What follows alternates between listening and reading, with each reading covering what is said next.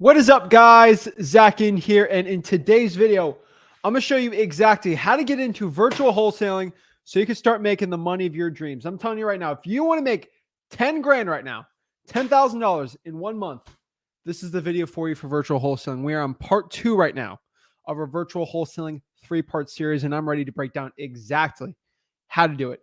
The reason why we took out 10 grand right here, we got 10K right here. What I want to visualize for you right now, this information I literally give to you for wholesaling real estate, you have to pay usually $10,000 to learn this exact wholesaling real estate information. Usually a $10,000 course in Mastermind, you have to pay to get this information. I'm literally giving this to you for free right now. Literally, every time somebody watches this, I'm losing $10,000 I could be charging right here. But guess what? I give it absolutely all for free because I'm ready to share it with you. So let's break it down.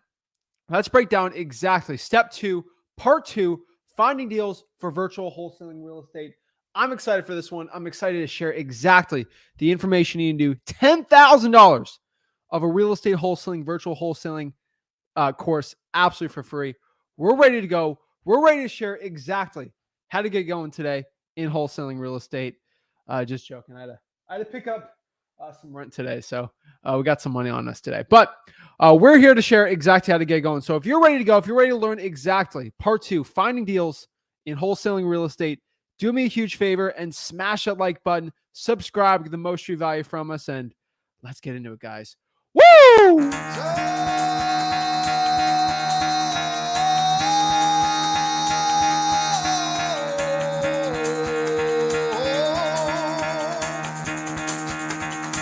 Get the fuck out of bed, bitch. Go.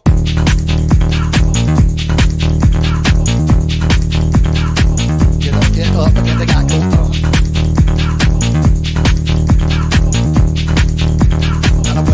Time to wake up, bitch. Get up. Get up. Get up.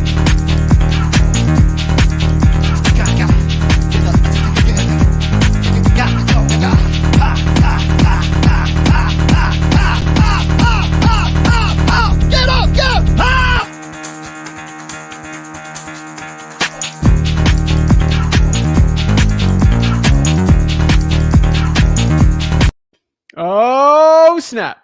Let's get it, guys. So we are breaking down exactly how to find your deals today. We're going to break down how to find your virtual wholesaling deals, how to close these deals today, and how to make that stack of money. I'm telling you right now, we're ready. We're excited. We're ready to just break down exactly how to break it down today. So without further ado, smash that like button and subscribe, and we'll break it down. Do me a favor, guys. Make sure you can hear me. Everything's good on the stream. We had a technical difficulty problem yesterday, but we got that one resolved. So let's break down exactly step 2, part 2, finding deals and closing them. So where we're at right now, we are in the virtual wholesaling process. We were kind of breaking this down yesterday, and I really want to resume where we're at. I remember part 3 will be done on Friday. So we kind of broke down the virtual wholesaling process, find distressed properties with marketing, call the seller, sign the agreement. So basically what we talked about more or less was the overview process, so you can sort of understand the process starting out in wholesaling real estate, right? So finding the distressed property with marketing, and we're going to talk about that today too. We're going to talk about calling with the seller, signing the agreement to buy the house, getting pictures of the house, the virtual boots on the ground, and then finding that end buyer, that rich landlord house flipper is going to be part 3, walking through and closing and making that cash. You know, that's what we're talking about today. So that's what we're breaking down exactly how to get it going today. That's what we're doing too. Quick disclosure, I put the memes on here so y'all can be distracted while I share this. I'm not a lawyer, realtor, CPA, financial advisor. Seek legal and professional advice before doing anything, and we'll break it down. So those are my memes to distract you while I do my disclosure. But we're going to be talking about today the best ways to find deals virtually. So let's kind of break down exactly my favorite strategies virtually of finding deals. Now, the best marketing channels out there for finding deals virtually, this is honestly what I found. It is cold calling, SMS text blasting, drawing for dollars to a local partner, sending Facebook DMs to sellers, and cold emailing. We're going to break down all this today. Don't even worry. Don't fret about it like you got to learn everything today. I'm going to break down everything you need to know exactly how to get it going. Like, we're excited. So you guys heard my disclosure. This is all cute, right? We got dogs everywhere. We got it this nice. So remember, I want to do this disclosure one last time. Make sure my lawyer knows this.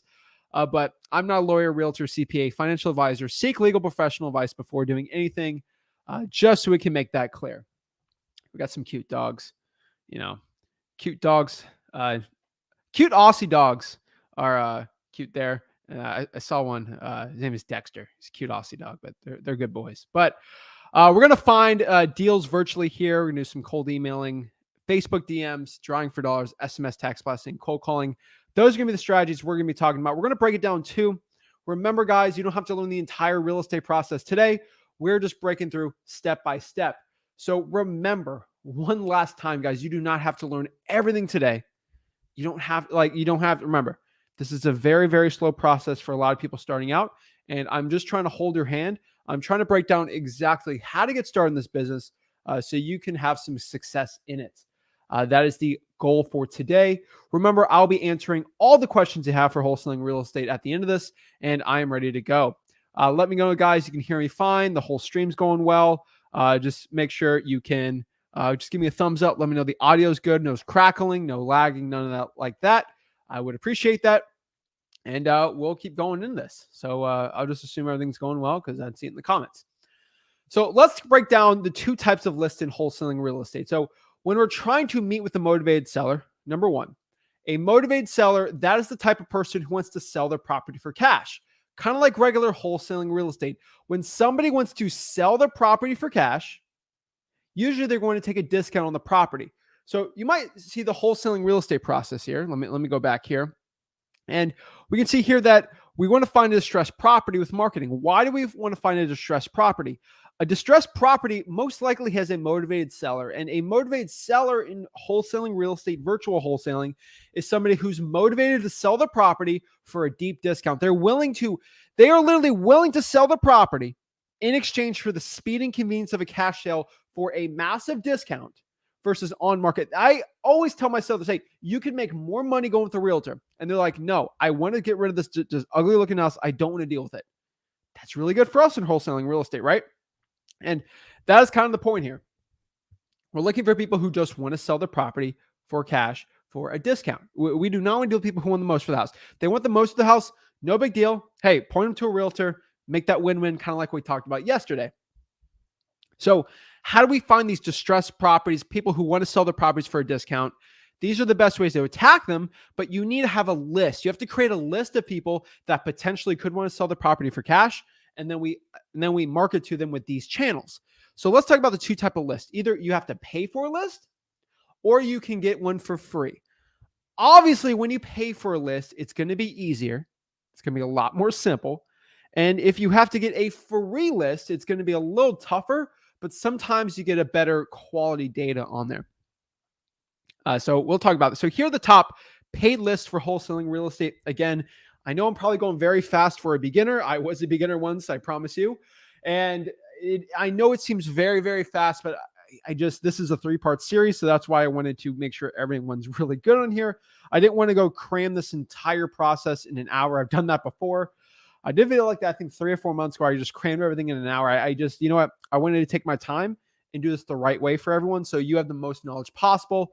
Remember, guys, paid me 10 grand, so I literally have to go give you $10,000 worth of information today, and that is what I'm doing. So best paid lists.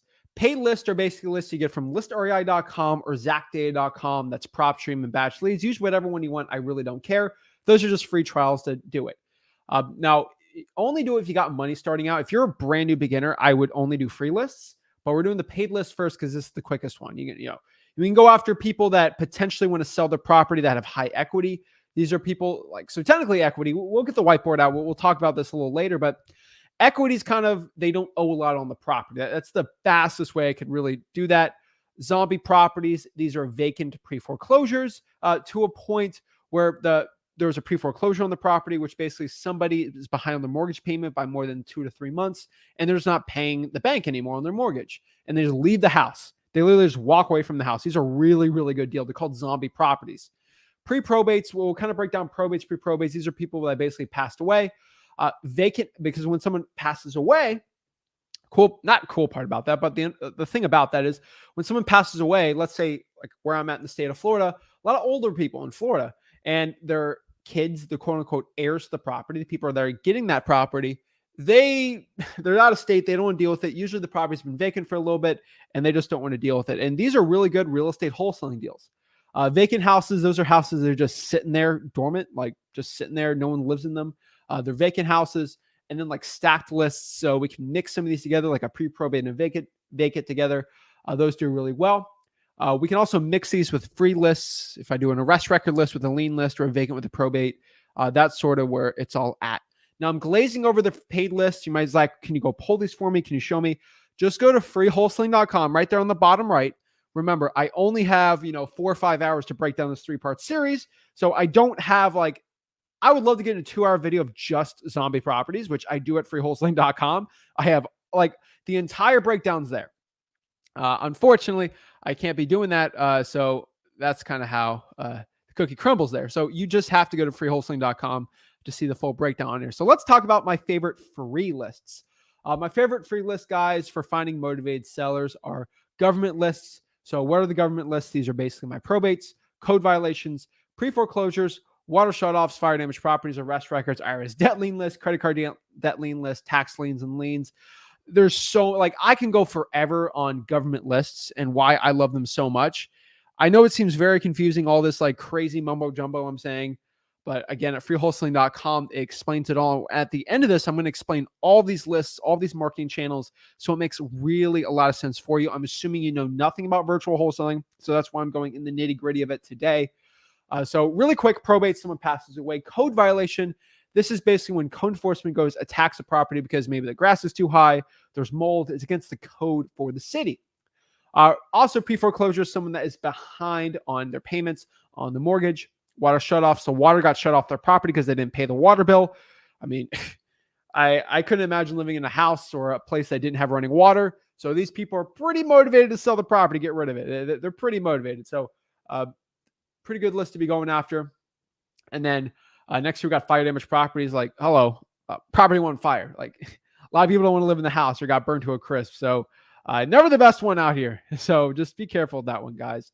And then the next one here is the arrest record list. The arrest record, basically someone gets arrested. These people they own properties too. People that get arrested own real estate, and usually sometimes they need to sell them. So it's not too bad. Next is the IRS debt lien list, not paying your federal taxes. There's a motivation for someone to sell their property for cash with that. The credit card debt lien list, pretty good. They're behind on the credit cards. Tax liens, they're behind on the property taxes. There's all types of liens out here. Now, my personal favorite, one of my favorite marketing channels out here is driving for dollars. Unfortunately, when you're virtual, you cannot be going out here and driving for dollars. So that is not the best one to do when you're virtual, but you can find somebody in your local market to drive for dollars for you. So let's say I'm virtually wholesaling in Georgia and I live here in Florida. I can find a local person who maybe doesn't want to cold call. They're not, they're a little worried to go talk to somebody, but they're willing to drive for dollars. And it's a win-win because they can drive for dollars for you. And then from there, you can actually call those leads and then you split the deals and it's like a win-win for everyone. So that does pretty well. And it works very well for most people there. So that is drawing for dollars. Next one here is cold calling. Co-wholesaling. I don't know what I'm saying today. So co-wholesaling or JVing, this is when you partner up with someone, you joint venture with someone, and it works pretty well. I actually like co-wholesaling, JVing. Maybe not for your first deal, but you can find people that can't sell their deal. And if you get really good at cash buyers, which we're going to be talking about part 3 on Friday, we're not doing it tomorrow. We're doing something else tomorrow. And we're excited to do a big announcement tomorrow for that. But co-wholesaling, JVing, those are the best free lists to be going after. Let me get some water. We got a lot. Part 2 is a lot. But again, I gotta give you a full course. And this is the stuff. And remember, guys, everyone watching, Flip with Rick on YouTube, go to Zach Ginn on YouTube, whatever YouTube channel, just search, whatever one, we go live at the same one in there. So it doesn't matter. But I prefer the Flip with Rick one just because it's got, most people are on there. So, if you're going to comment, get someone to come on there, it's fine. But you get the replays on the Flip with Rick YouTube channel. You get the visualizers, the charts, the PowerPoint, The best value is going to be on the Flip with Rick YouTube channel. That's why I recommend everyone goes there, or the Zach Ginn YouTube channel. On the weekends, we get exclusive Zach Ginn content. Rick Ginn gets exclusive content on the Flip with Rick channel. So it's crazy. But what I can tell you right now is that's what I'd be doing. So let's kind of talk about virtual wholesaling marketing. Virtual wholesaling marketing it's different. Let's kind of talk about the difference between virtual wholesaling marketing and break it down. So number one, virtual wholesaling marketing is going to be way harder than local wholesalers. Like, you're going against local wholesalers. They have a big advantage. They can go in front of the seller. They can do the sticky notes. They can do all this stuff, which we're going to break it all down. Like, don't worry, guys and gals. Like, we're breaking it all down. You're going to be going after lists that are better than the average local wholesaler. So we're going to be going after lists in our virtual wholesaling that most wholesalers locally aren't willing to do because they're lazy. We're also going to be going after a lot of niche and government lists. Remember, at freewholesaling.com, we break down the exact thing, bottom right there. We're going to go cold call this list. And either we can do other type of marketing channels right there, but most people, cold calling is going to be the best one out there. We're going to do some direct mail, SMS, listrei.com list for larger budgets, right? So if you do have a larger budget, I do recommend maybe do some direct mail, SMS, PropStream type lists. But remember, freewholesaling.com, get through it, and then you can decide from there. Now, I always recommend people get a local partner to drive for dollars for you. You can find these people in Facebook groups. And then once you get these lists, you're going to have to find their phone numbers. So that's called skip tracing. You can actually find people's phone numbers for free at truepeoplesearch.com. That's pretty good. And then zachdata.com is if you just want to pay for the skip tracing. But remember, you can do this still all for free. So let me kind of break down exactly how I recommend the cold calling. Now, I know, guys, I'm talking very fast, and here's the cool part. I literally have hours and hours. I can actually answer questions like I did yesterday. I'm going to do today of any of the questions I just said. And remember, most of your questions are going to be answered at freewholesaling.com. But hey, you could still ask me the questions right now and be happy to help. Okay, that's what I like doing. So how do we cold call, right? So basically, cold calling comes to the point of you pulling a list, skip tracing that list, basically finding their phone number, and then calling them most likely with Google Voice when you got no money, brand new, starting out. Remember, I did promise everyone I can teach you this for free. So if you want to do it for free, Google Voice is it. Now, when I'm calling these people on one of these lists, this is my cold calling script. Like, this is my patented script. This is the stuff to pay the big bucks for, but it's really simple. This is the stuff that I've been using forever, and it works really well. This is basically, are you the owner of 123 Main Street? And then, are you interested in selling the house? That is my cold calling script. Now, you might be saying, Zach, whoa, why is your script so simple? Like, what's going on? It has to be complicated, right? What I've personally found out for myself and with everyone watching, especially students starting out, when they complicate their wholesaling real estate scripts, when they complicate it, they get confused. They sound like salesmen. It's really hard for a VA to do this for you, a virtual assistant, especially when you're scaling a system, because a lot of VAs have accents and it doesn't sound really authentic at all. So I have personally found, in my opinion, like, even when I'm doing big operations, this is operations I literally use to run a 7-figure operation. Literally, this is the script I use. If you ever got a recording from one of VAs and they literally ask these two things, you know it's probably my VA doing it. And it is basically asking the two basic answers. I'm going to say this again. Hey, are you the owner of the property? And are you interested in selling the property? I think a week ago or like 2 weeks ago, I actually polled in front of everyone live a probate list. And I found the phone number live and actually got in front of the probate air. And you guys saw me use the script and it worked very well. Hey, are you the owner and are you interested? And then we qualify them. What is qualifying a seller? I get it, guys. Very confusing. So please ask your questions. I'm always here to help. But qualifying your seller is basically the process of seeing if that lead. So when somebody says they're looking to sell a house, we're not instantly going to give them an offer, because a lot of people that say they want to sell their house don't want to sell it for a discount. So we got to ask them some 4 basic questions. And if they get through those questions fine, then we know they're probably willing to sell for a discount. If they're not, hey, no big deal. We're not going to force the deal. And we're going to qualify. So if you find somebody by cold calling, they say they're interested, which usually you call enough, you will get it. You're going to ask them these 4 questions. You're going to ask them motivation, condition, time frame, and price. That's the 4 pillars you got to look at. That's the ones you have to be focusing on. And that's going to be the most important part. So what do I mean by this? Like, how do I answer these questions? How do I say them? So let me break them down. So number 1, motivation. Hey, Mr. Seller. So you said you're interested in selling your house. Yes, I'm interested. Well, can you tell me a little bit about the property? I mean, why would he be looking to sell it? So we're figuring out why they want to sell the property. Because if they have a really bad reason why they want to sell, probably not a good wholesaling deal. But at the other end, hey, if they want to sell it and if they got a good reason, it might be a good deal. Condition. Hey, Mr. Seller, can you tell me a little bit about the property? How's the roof, AC? Does it need repairs? Does it need updating, flooring, all that fun stuff, right? That's what we sort of want to figure out in wholesaling real estate. Next here is time frame. When are they looking to sell it? Are they looking to sell this house in like a month, a week, a year? That's a pretty good question to ask. And then lastly, price, how much they need to sell the property for. Now, if they need to sell the property for like an insanely high price, we can always negotiate them down from there. And we're going to break down exactly. But we got to figure out exactly how much the house is worth.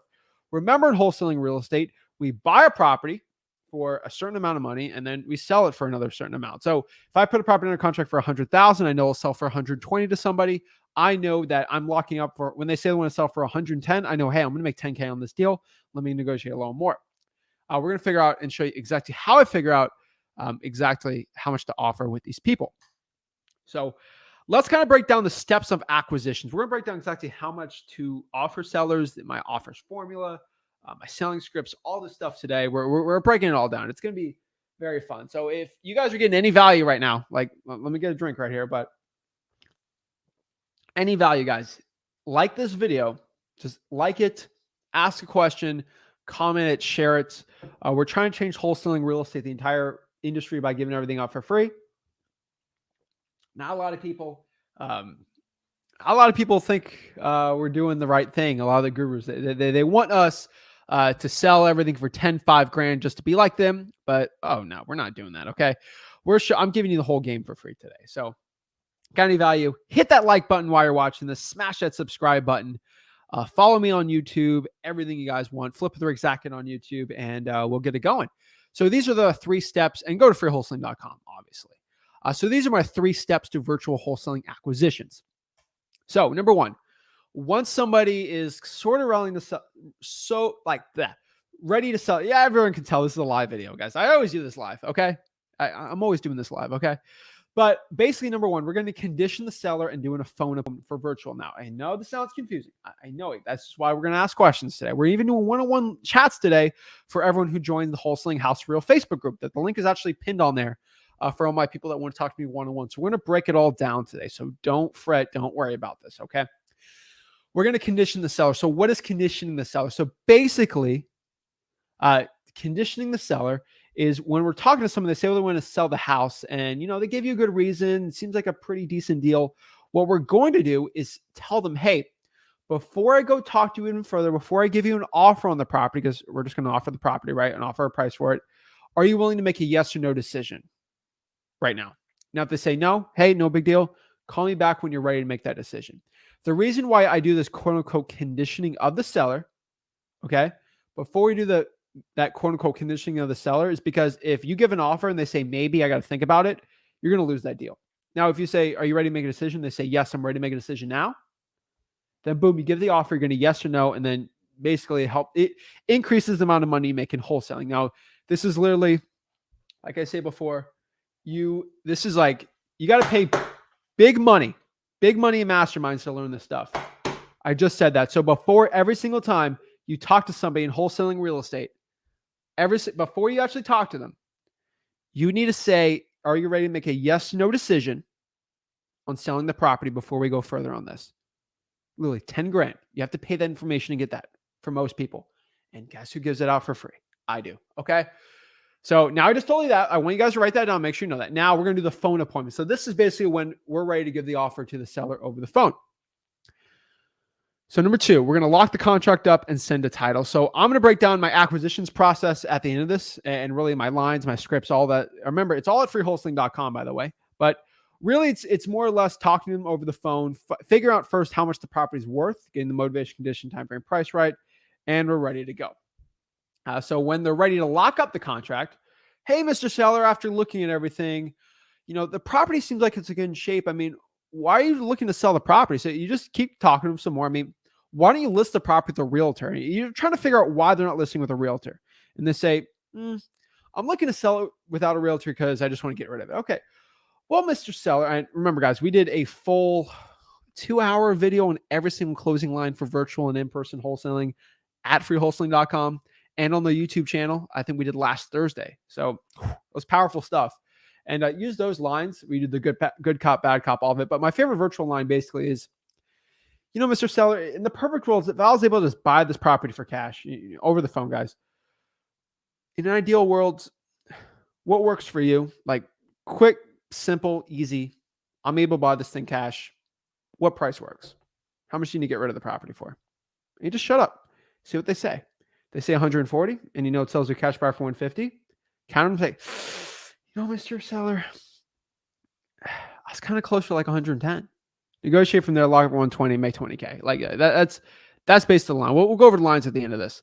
We're going to find boots on the ground, basically a runner from Facebook, Craigslist, and they are going to take pictures of the house, go by the property, maybe put a lockbox if it's a vacant deal, and then we're going to send the deal to title. Remember, we're doing a full thing on title companies. Title companies are basically an intermediary. They basically run the title.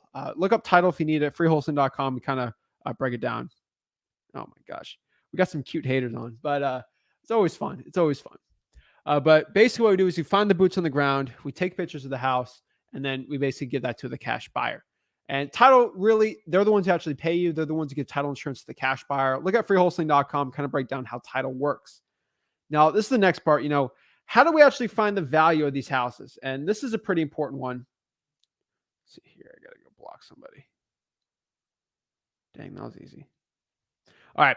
But basically, how do we find the value of the house? So remember, we did a closing line. We said basically, hey, Mr. Seller, in a perfect world, if I was able to buy this thing really quick, easy for cash, how much do you need to get rid of the property for? Say, 100,000. Mr. Seller, close to like 70. Does that work for you? 70 works. And you lock it, and then you give them a contract for 170. Is the e-signing service. DocuSign is probably the best one. And you get the contract signed. I use Dotloop actually, because I actually partially own a real estate brokerage. That's for a different day. And we basically send that contract out, get it signed, bring it to the title company. We get a $100 earnest money deposit. Best title companies you find for virtual, just go to a Facebook group for your virtual market. Say, hey, what title company you guys use? Then go from there. So basically find the boots on the ground, take the pictures of the property, and you're good to go. So I prefer Facebook. I don't like Craigslist for finding someone to go take pictures of that property, but that's what I say. How to actually find the value of a house. So we need to find, so basically how to find how much the property is good. Oh my gosh. We got some people fighting the comments, but so how do we find the value? So if you want to put a property under contract for 100,000, sell for 120, and the property's going to sell for 120, lock it up for 100. How do you figure out, that's the first question. How do you figure out how much it's going to sell to a cash buyer? There's a lot of formulas. There's a lot of confusing ones people have out here, but I'm going to share my exact one. So how do you find the value of the house? How much will actually sell to a cash buyer? What we do is we find similar looking houses in that area and see what they're selling for. For example, if it's a 3-bedroom, 2-bath, right? We want to find other 3-bedroom, 2-baths in the area. And that's what we do. Okay. It is insane right now because the market is like so hot right now, but still, this is the best formula we found for finding houses. You just have to find what similar looking houses in the area in the past 4 or 5 months have been selling for. They're called comps, aka comparables, and they compare it to your deal. So that's how we find the ARV. So that's what we do. So let me show you the exact thing. Okay. So number one, if I have a 3-bedroom, 2-bath, let me get the whiteboard for this. Let me show you exactly how I find comps, how I actually find out values of houses.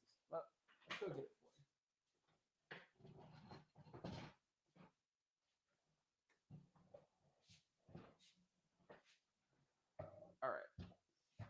I don't want to confuse all here, but let's break it down. I know it's going to be hard to. All right. We good here? Yeah, I think we're good. Also, everyone by saying this is a scam. I got all these people in the comments, I think it's funny, but no, I ain't selling the course. So we have, let's do this. We have a property right now. It's a 3-bedroom, 2-bath. Okay. This is the property that they want to sell, right? 3-bedroom, 2-bath.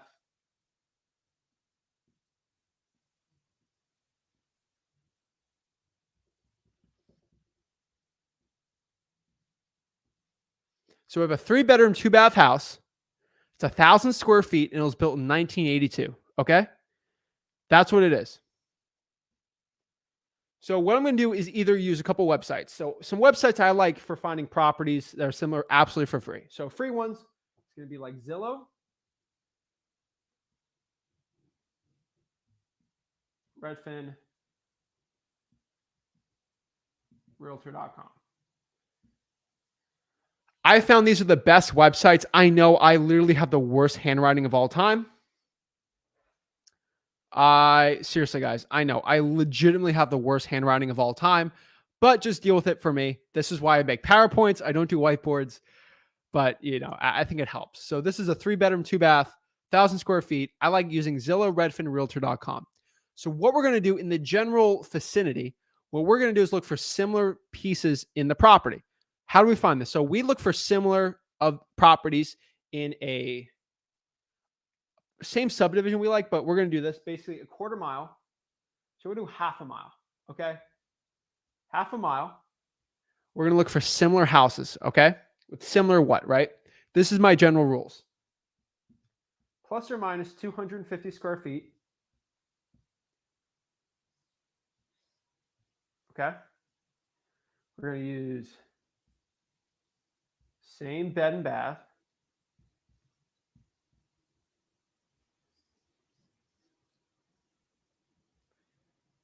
Same decade. So basically, and then we're going to look at, what else we're going to do?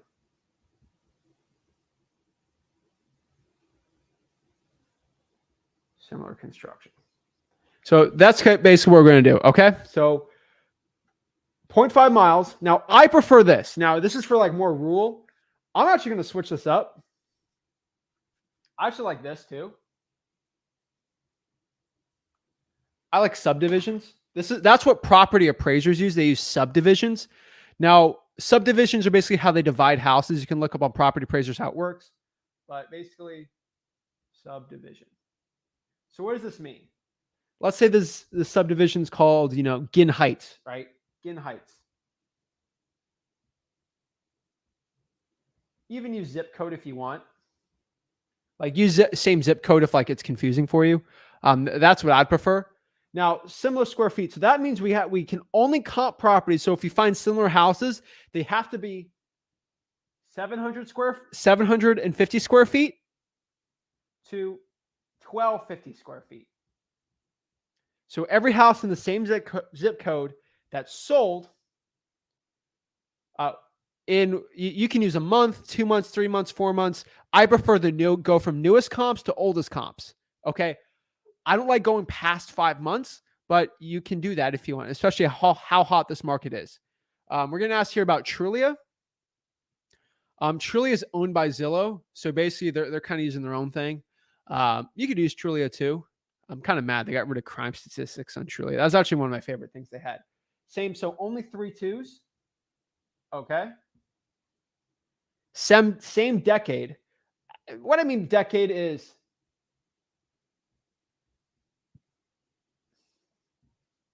only houses built basically from 1972 to 1992, plus or minus 10 years on these constructions.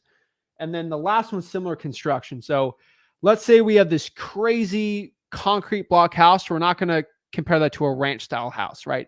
That's what I mean by this. And we want to stay within, I prefer 3 months or less. So I hope that makes sense for you guys, like how I'm figuring it out, like how these comps work. Now, the real question is, like, let's say I find some property. So take a picture of this. You want screenshot. This is all recorded, so don't worry about that. But let's do our list, right? So I did my list on Zillow, right, of similar properties that sold, and they're pretty easy to find. I found a couple of them. Let's do it. So I found number one, I found a 3-bedroom, 2-bath built in. That's like 895 square feet. Okay. And it sold for $126,000. All right. Makes sense, right?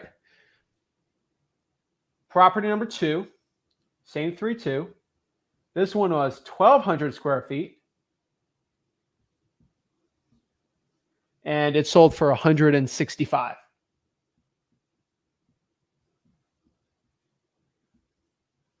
We're gonna do number 3 here. Another 3.2. This was 1,000 square feet, and it was roughly sold for like 140K. And this one sold like 2 months ago, but it was on the same street, right?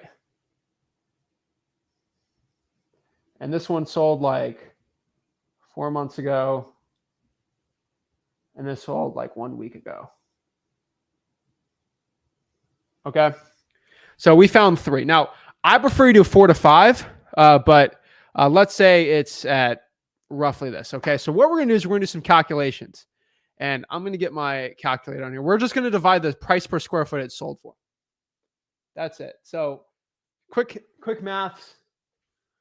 126 divided by 895. 140. So basically we'll do the red one here. 140, basically 141 a square foot. Basically we figure out this is about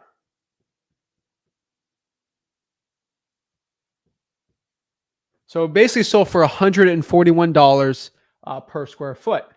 Now we got the other one here. I know my handwriting's small. 165 divided by 1,200.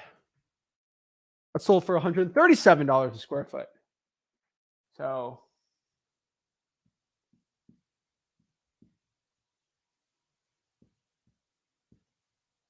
and then the 3.2 here, which honestly, I'm gonna tell you right now, if a property on the same street sells and it's the similar like square foot and it was built in like the same time length, you really want to use that one like with emphasis. So we're all guessing to a point on this one, but that's 140 a square foot, right?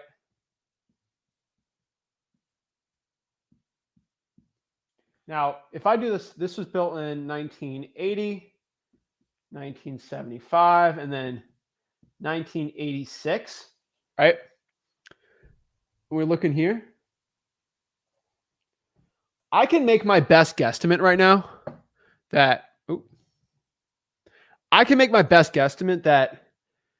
we're probably very similar to this one. I'm going to give the edge to the 141, but we're just going to do the mean of it. So let's do the calculation here. So we're going to add all these together and see it. So 141 plus 137 plus 43, about 139. So 139.3.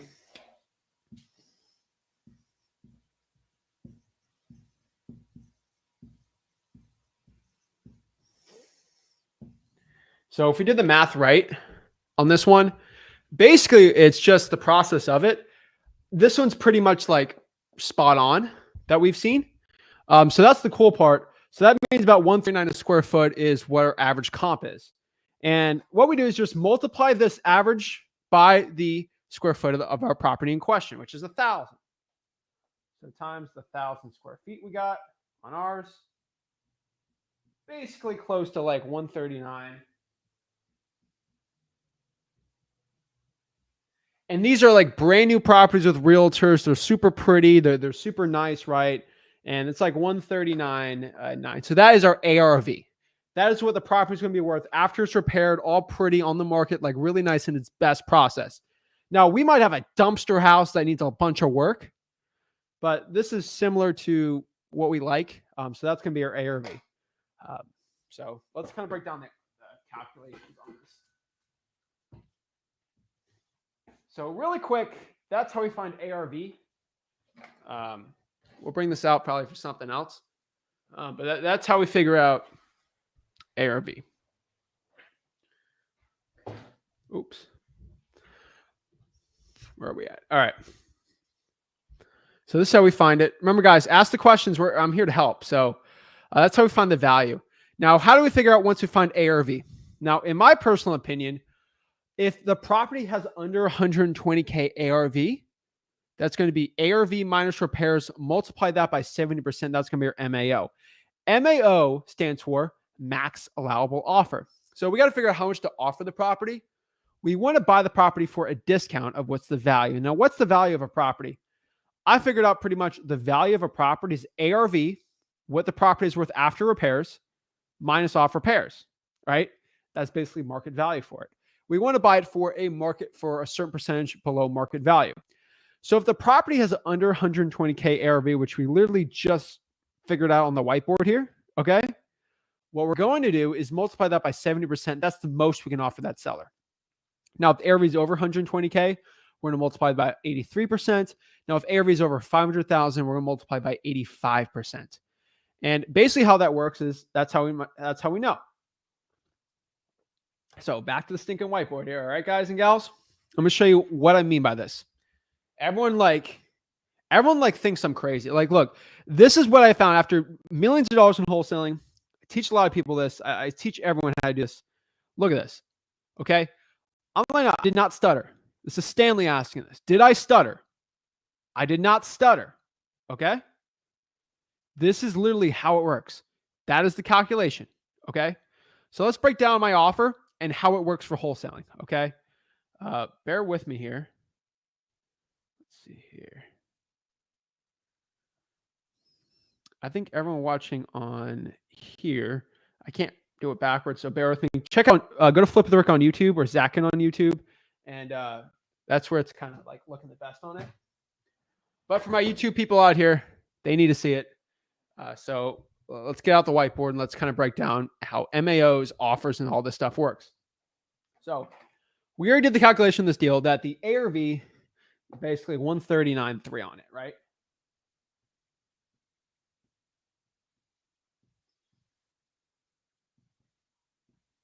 So based on our calculations, let's pull it up here, right? Let's pull it up here. FYI, everyone, for watching this, just look. Y'all are missing out. We got the full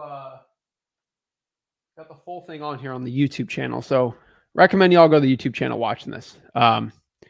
If you're subscribed to YouTube, comment below and let everyone know what channel you guys are subscribed to on this one. But we're over 120, so we're using 83% here. All right, using 83%. So we got to figure out what repairs are. So how do we figure out repair costs, right?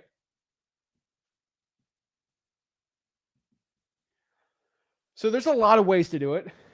In my personal opinion, you either got to figure out if it's going to be on more or less if it's going to be a $20,000, $30,000, $40,000 repair. The best way to do it is just having experience. And I know it's a bad answer, but like figuring out how much flooring costs, how much it actually costs to fix ACs, repairs, all this stuff. I have a general chart. I'll go pop it up for you guys. I gotta find it. Repair chart, Flip with Rick.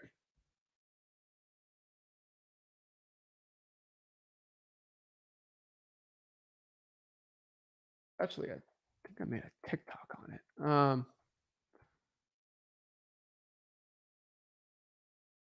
I gotta look it up, but it's basically more or less. It's close to like $20-$30 a square foot for the repairs for a lot of these properties. So just FYI, make sure you guys know that. But you figure out, hey, it needs flooring, it needs the AC done, it needs this, this, and this. You can basically guess like with square feet. So I'm going to use like 1,000 square feet, for example. I'm going to make like a slight tiny chart for repairs just so like we can understand it. If it's like, I don't know, it's under $1,000 square feet. It's 1,000 to like 1,500, and then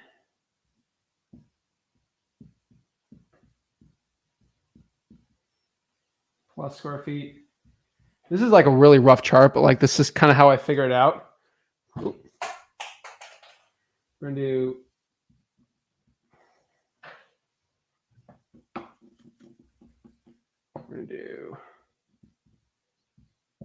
light, medium, heavy repairs. All right, makes sense, right? What in the world did I just do?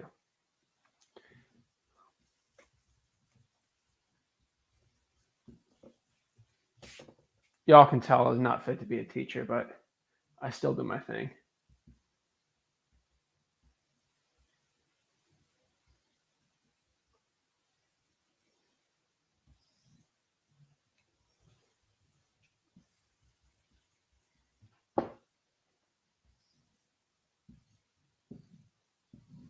All right. So basically, more or less, the property's under 1,000 square feet. If it's a light repair, most properties I found on light repairs, kind of close to like at least 10 to 15K. That's like on like a small property needs light repairs. They're mostly all 10 to 15K. Now, 1,000 to 15, very light. I would put 15K to 20K. And then usually for like even a bigger house, usually 20K is like a very light one. Now it could go to 25K. If it's like 50, this is not 30,000 square foot house, 3,000 square foot. Like this is going to be rehabbing things, flooring, like the whole shebang. Usually it's about 20. I'm going to say 20. I mean, like I just did a medium one on under 1,000. It cost me like 20 to do. So I'll say 20, it's kind of closer to heavy, but we're going to be fine here. Right. And then a heavy one, probably 25K to 30, depending on the roof, like a roof's going to be 10K. So that's going to take it off really quick. So like you have a medium one that doesn't have it on there. So it's crazy. So let's break it down here. All right. And so now 1,000 to 1,500 square feet. We're closer here to around, I would say 20 to 25K. 30. We're going to go, it's definitely going to be 30. Like a median 1,500 square, like I'm assuming roofs are needed. So this is why it's a little higher. And then obviously there's inflation. So 30K, and then we're probably closer to 25 to 35K. All right. And then basically for heavy, we're 35. Now, I'm putting 50K. The reason why I'm putting 50K is a heavy 15. Like in my time in real estate, I've done a lot of crazy houses. So I've done a heavy house where the whole house had Chinese drywall, mold. There was no roof. The sun was coming out. You could see the sun from it. And there was black mold everywhere, rats in the walls. Okay. And there's no roof and there's mold everywhere. And the whole drywall had to be replaced. Okay. Basically abandoned. All right. And there was roots coming from the toilets, all the plumbing. Like there's going to be like, that was like a 70K one. And like, these are regular heavy ones, right? Like I'm not assuming like the worst house ever. I like complete, like, so Stacy's kind of saying complete teardown. Usually this is where generally, now if I have to like, there's replacing a roof and there's like no roof on the house and like doing that complete, like this isn't like the most disgusting house ever I'm talking about, but like, you know what I mean? And then I would say you're probably 40 to 60 grand. Like obviously it can go to 75K. I have cash buyers. They're doing one of these deals. I sold them to that 35K check. Yeah, it's 1,500 square foot house. It's probably like going to be 100. Like it can go to 100K. Like any of these can be 100K depending on what like it has to do. This is like a very rough general like matrix type chart for you guys. This is all guesstimation to a point. Okay. This is all guesstimating. Like that's the best way I can really describe this. We're guessing to the point. So that's how we do that one. So let's kind of break this down some more.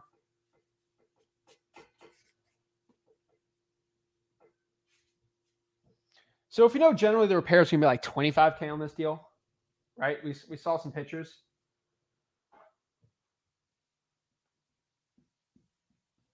It's gonna be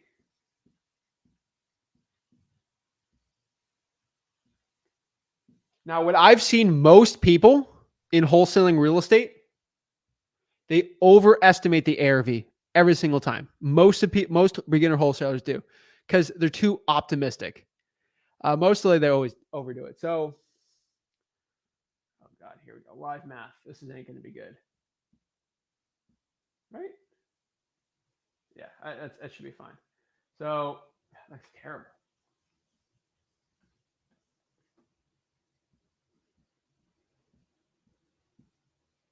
114,300 is 114,300 basically is ARV minus repairs. Now we're going to multiply this by 83%. All right. So times 83%. Basically, we're just going to do 0.83. That's what we're going to multiply it by. And that is going to give us quick math. Yeah, I mean, what Neo Jason's basically saying, you got to take the emotion out of it. I see someone get like, oh, this house sold for $190 a square foot. But I'm like, well, that one had a very nice metal roof. That one also was on the water, like that one was like in like this luxurious part, and this one had half an acre. Like people just want to, they want to assume the best. Cash buyers, they're going to do it for you. So 114,300. 9486. So I'll say 95K. Let's be nice. I tend also, like, this is going to be like when I do like live numbers with you guys, I always tend to undervalue my houses. I always assume the cash buyer is going to pay 95 for it, and they always end up paying like 100, 105.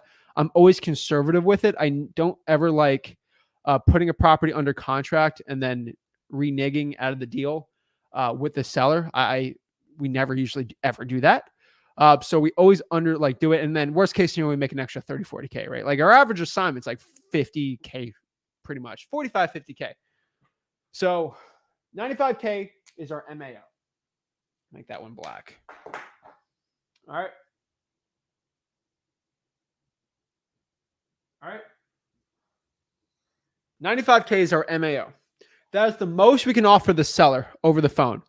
So if the seller says they want to sell the house for 100K, all right, that means I'm going to make 95K equals 5,000. So whatever I put the property under contract for, minus off basically the MAO, that's what I'm going to make. So if I have it under contract for 95 and cash buyer is going to pay 100K, I'm going to make 5,000. All right. So let's say, actually, wait. What am I doing this? I did the math wrong on this one. Hold on. Sorry. So MAO is 95. So MAO is here. So if they want to sell for 100K, I'm not going to make money on this. So let's say they want to sell for 100 and we counter at 80 and we close at 85. I lock it up for 85K. That means I'm going to make 10,000 on that. Okay. So basically how it works at the end of the closing day. So I lock it up for 85,000. Cash buyer buys it for 95.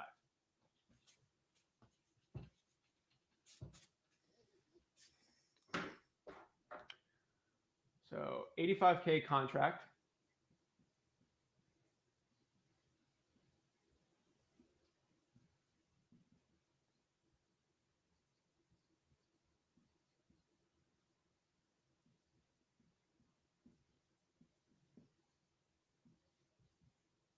Right?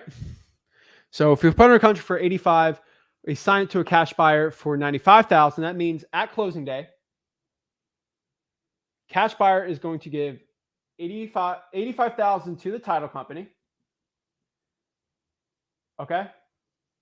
Basically 85K goes to the seller. And then 10K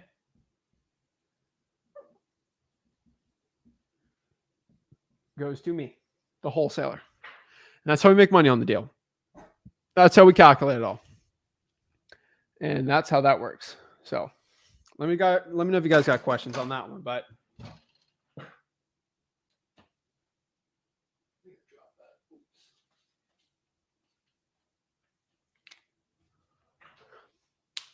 that's how that all works. So let me know if that kind of explains it a little more, but like that's basically how we do it. And that is to a point how much you can tend to make on these deals and how much you can calculate it. I get asked all the time, like, Zach, how do mentorship, everything. Just go to the YouTube channel. All right. Subscribe, hop on, talk to me one-on-one, and we'll teach you this for basically do it. So someone asked, don't forget closing costs. The cash buyer pays the closing costs. So we actually don't have to deal with that. And that's a big, big selling point for us in wholesaling real estate. So that's it, guys. That's part 2. We're going to do part 3 on part 3 is going to be on Friday with working about cash buyers. So it's going to be fun. Now, there's a couple of reasons. So we had to pick up some rent, and then we basically had them all in the secret location. So we got 10K right here. The reason why we also brought up the 10K on the video today is I want to share. First of all, Guru's going to charge 10K for this information. Also, tomorrow, I want everyone catch your attention with this. Tomorrow, we're going to be announcing the June Massive Wholesaling Challenge, the biggest wholesaling challenge in wholesaling real estate history. It's going to be huge. Okay, so we're going to ask why about the 10K. To emphasize, we're going to announce the challenge. We're going to announce the prizes. We're going to announce it all, okay? We are giving literally away $10,000. All right? So this amount of money is what we're giving away basically to the winners of the challenge. Now, it's not going to be $10,000 cash. It's going to be prizes, value, stuff like that. But basically, we're giving away $10,000 to the winners of the challenge. And the cool part is, you're basically a winner of the challenge if you get a deal within a month and you've never gotten a deal. So this should be like, you're going to make way more than this on your first deal. But if you follow the challenge, not everyone's going to win 10K each. Okay. Like, I ain't doing that, but like, we're giving away basically 10K in the challenge. That's how important this challenge is going to be. We're going to announce everything tomorrow, how to sign up. You're going to have to sign up, do all this stuff. But it's going to be a very powerful challenge. And you're going to be motivated by the cash. But here's the cool part. You're going to make a $20,000, $30,000 deal just from the challenge. That this 10K is just going to be an afterthought. And that's kind of the point. Okay. So I usually don't flash money, anything in front of you guys, but I wanted to emphasize how much money we are literally giving away in this challenge. And guess what? We do this literally for free. All right. We got some fun challenges coming up. So you want to make 10K, go to freewholesaling.com. I'll put this back here, but I like flashing checks in front of you guys, not cash. But I want to emphasize, first of all, this is how much gurus want you to like give to learn this information I just gave. And also emphasizing how much stuff we're giving away. It is insane how much we're giving away for the June wholesaling challenge. It's going to be exciting. So it's crazy, you know. So that's why we're doing it. If you were like here's the one problem with the challenge. Okay. You do have to have never gotten a real estate deal to be in the challenge. So a lot of you guys are out here. Unfortunately, some of y'all that have been doing it, you're not going to win it. Like, unfortunately, Neo Jason said, what? You guys, first deal is 3K. Neo's disqualified from the challenge. He already got a deal. Sorry, Neo Jason. You already got a deal, bro. This is for the people that have never gotten a real estate wholesaling deal. So y'all wonder why we bring out the money, bring all this stuff out, just to share it, okay? And trust me, like I'm ready to go. I'm ready to teach it. So get ready for tomorrow. It's going to be epic. It's going to be fun.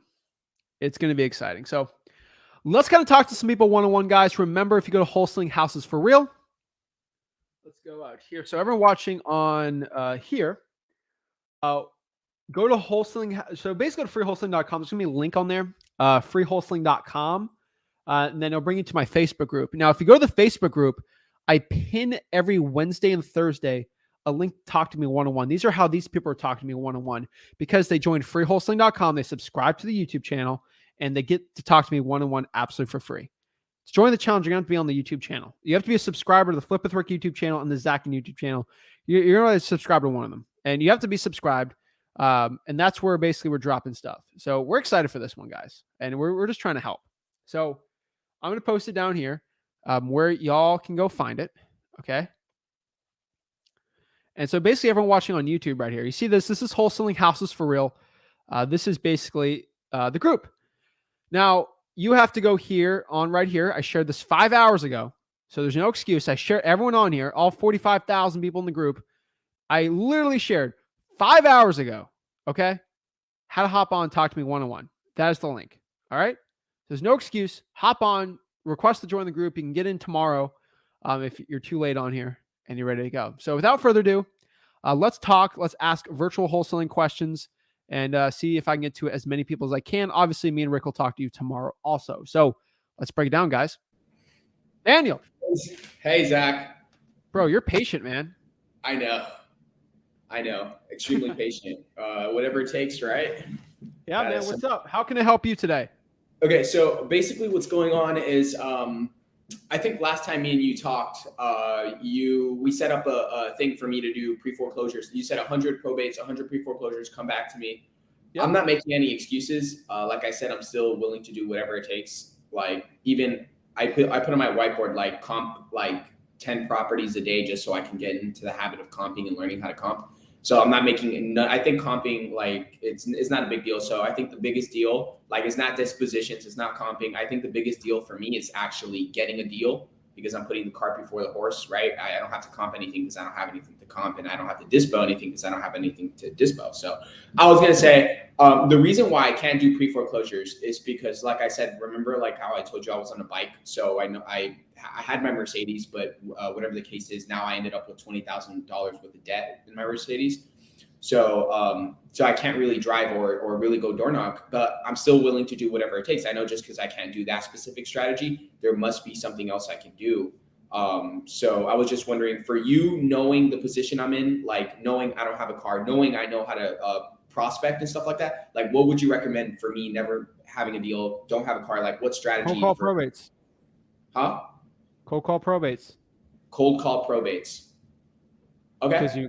Because you're not door knocking the pre-foreclosures, and then cold call every type of government list you can possibly get your hand on past month. For the past month. So we're talking about evictions. 30 days. Yep. Every government list you can possibly do. So, and just for the past month, right? Past 30 days. So what if 500 government lists, like if I do evictions and like 500 comes out for the past month, or 600, I do the whole 600, right? Yep. Just as much. It doesn't really matter whether it's 5, 6, 700, 800. Just do whatever for the past month, right? Bro, you're in Orange County, Florida. There's a lot of government lists, man. There is a lot of lists. No, that's what I'm saying. There's so many, you know. So I was for like for example, if I start today, which is the 4th, then I have the 4th of next month to already have a deal or some types of leads, right? So. Yep. My thing is every government list possible. So can you give me some examples? Like what are we looking at? Like evictions? Like the ones. I'm gonna pop them up here for you. But I mean, actually, I'll just tell you. So probates, water shutoffs, fire damage properties. Okay. Code violations. All those. Okay. Evictions, arrest records. Okay. Pre-foreclosure, cold calling if you can. Yeah. Tax liens, IRS debt lien lists. Okay. Credit card debt lien list. Okay. Child support, there's so many. Just go to freewholesaling.com. There's so many of them, man. Do you have an idea number of like how many leads exactly? Do the probates first. Okay. Then do the code violations. And then do the water shutoffs. Fire damage properties. Yeah. And then do all the liens. Gotcha. Order of importance. Okay. And you, like when I do probates for the past month, do you want me to stop and then cold call the probates until I'm done cold calling and then jump on to the next one? Or do you want me to get all of them in a bulk and then cold call? Dana, what time do you wake up and go to bed every day? I'm forcing myself to get up at like 7 o'clock in the morning, 6 o'clock in the morning. Okay. And what time do you go to bed at? Dude, I have nothing else to do. My office, they just let me go. I was one of the best acquisition members there. They just let me go. So I had to get a hotel job. And now I'm like, you know what? Instead of joining another acquisition team, I'm going to start the business. So like I have nothing to do but to cold call. So you tell me like when to start cold. Yeah. Like, any free time you can for cold calling during regular daylight hours before 8 and then anything after 8, just pull the list. Anything after. So late night, pull list, daytime cold call. Yeah, like don't cold call at 7 a.m. That's stupid. No, use that time to pull and skip trace. Yeah. And then during the regular time, use that for marketing. That makes sense? Yeah, most definitely. Skip. Yeah, most definitely. Like people generally will answer their phone from like 9 a.m. to like 7 p.m. Yeah. Use that time for cold calling. Then outside of that, and like meeting sellers, all that's following up. And then outside that time, use that for pulling lists and skip tracing. Okay. So you remember how I said like the probates? Do you want me to get all of them in a bulk, like all the different lists in a bulk, and then cold call, or do you want me to like do the past month probates, cold call them, and then move on to the next one, cold call them, then move on to? You're overcomplicating this, man. Just get 100 probates, start cold calling it. Okay. And just go, man. And just go. Do a batch of 100 then. And move from next one to next one. Okay. So it's gonna take like 400 or 500 probates to get a deal. So yeah, it's up to you, man. Yeah. You can go on your third probate call and get a deal though. So like, I've done that in cold calling. I got my third cold call, got a deal. So it doesn't matter in what order, like what order, like ASAP, bro. Keep going, go. Just go. Okay, I get it. Don't overthink it. Yeah, you're right. I had one more question. I had another question too. I'm like, okay, so what do you think about like, where do I put because my cash buyers list is growing. Where do I put those? Like on Google Sheets. So like an Excel form. Yeah. And just onto my USB. That's fine.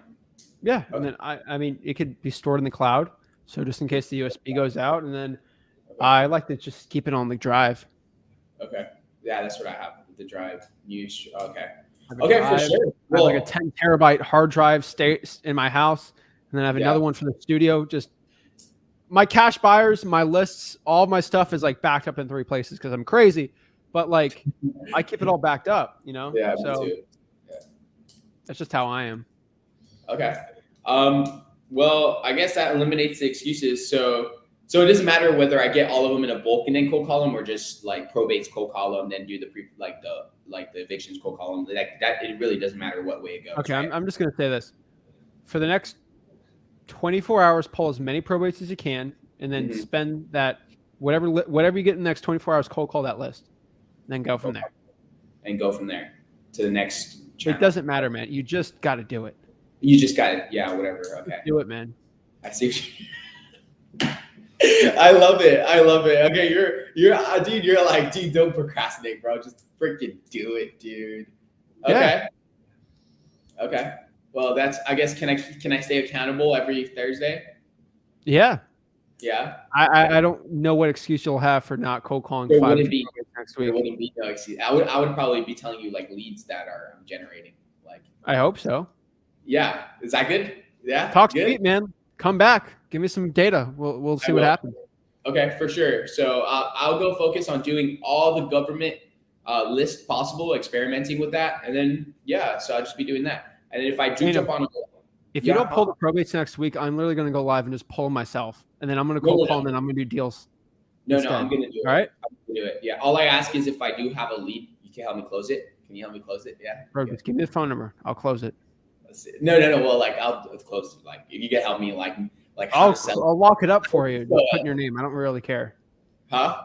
I don't care. If you just give me a lead, I'll close it for you. I don't want the money. I'll just literally close it for you. No. Thank you, Zach. I appreciate it. You provide a lot of value. I'm gonna let somebody up get in here, but thank you. You're good. Why? You need to go pull the probates. I'm gonna go pull the probates. That's who I am. All right. Oh man, you got it. Peace out, you guys. Thanks, guys. I'm not being mean. Like sometimes you just got to go and do it. You just got to take the action. All right. You just got to do it. All right. And also, guys, like I always tell everyone, if you got a lead, you just give me the phone. I'll literally just close it in front of you. Like, I don't want your money. I'll just close it. I think it makes good content, right? Me closing in front of people. Like, I don't really like, I'm not here for the money. I'm here to help make impact. So that's what I'm here to do. Let's get some people on. Nyla.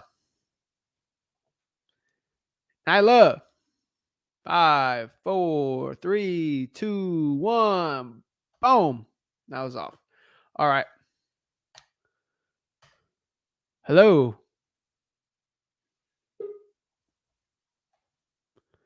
All righty. So I'm going to just answer people who have their mics unmuted. So we got Gifted Investments. What's up, Zach? How you doing? What is up? How are you? I'm doing great. I don't know if you remember me. I was actually in the Macon market. Oh yeah, you were. Yeah, it used to be Glockstar. Yeah. All right, so this is what I have going on right now. So basically, I got a lead. I'm about to get it under contract. He wants $5,000 for it. So that's pretty good numbers for the Macon market. That's pretty good. So he wants 5,000 for it. He said that he's actually $1,000 or like $1,500 in back taxes, I think he said. But I don't see that. I don't know where to find that. Like, I'm on Batch. It only shows a lien for like $161. That's the only lien I see. But Yeah, I know that on PropStream it shows like more, but I don't have PropStream. They're basically the same, man. It's the Lowe's hammer, Home Depot hammer. They're both hammers. They're both at a same different hardware store, but they're the same thing. Yeah. To find back taxes, you're going straight to the horse's mouth. Sometimes Batch doesn't pull it right. Sometimes PropStream doesn't pull it. They pull millions of houses every single month. Like, so what I tell you is go to it's not DeKalb County, right? What's the county? Bibb County. Bibb, yeah, all right. Bibb County property appraiser. Okay. And look up taxes and see if the taxes got paid for or not. If it's behind, usually whatever the seller says is pretty much true. Just look up where taxes for 2020 paid, 2021 paid, and then just look it up. Okay, you said it's called Bibb County what? What'd you say? Bibb County property appraiser. Property appraiser. Okay. Let's see. Okay, I'm on here. I'm gonna look it up after I get off. So, yeah, my plan is I see that this property is actually 2-bedroom, 1 bath. It has 1,400 square feet. It says it has a fire damage, but he said the fire damage only happened on the porch of the house. I actually went by and looked at the house today. Like it's a hoarder house, definitely for sure. But I don't see like it's not a fire. Like the house, I don't think the house was affected by the fire. I don't think it was. Did you go inside the house? I didn't even feel safe going in there. If I'm gonna be real, like it looked crazy. Okay. Like I could look inside and see that like there's a whole bunch of junk on the ground, and like I seen like a couch in the living room, but it didn't look like it. Definitely needs a full remodel for sure, like a full gut. And okay. I'm gonna try to plan on seeing if I could get it out for like 13, because in the group chats that I'm in, 13,000. I'm gonna try, because I see that somebody recently sold a house in the same neighborhood a month ago for 13, and that property is only 750 square footage. Mine is double that. So Bet. I like it. I'm gonna just settle at 13. I could try, but yeah, hurt. I'm gonna go meet up with him in Warner Robins at his house and get it signed up and stuff. Basically. Do it, man. Yeah, so that's what I've been, and I had another deal, but you know how they be ghosting, and a lady ghosted me. Message him, do all of it, man. Man, I Facebook messaged her, she ain't even respond. Dang, man. Yeah, but I appreciate you, Zach. What you said about that 10K, I might can make it before I can get this deal, huh? What? The 10K, I might can get that before I can get this. All right. I'm not giving 10K in cash. Okay. I'm giving 10K of stuff. So, for example, I'll give like one of the winners like a free year of PropStream. Okay. I'm going to give you PropStream. I'm not going to give you the $100 a month.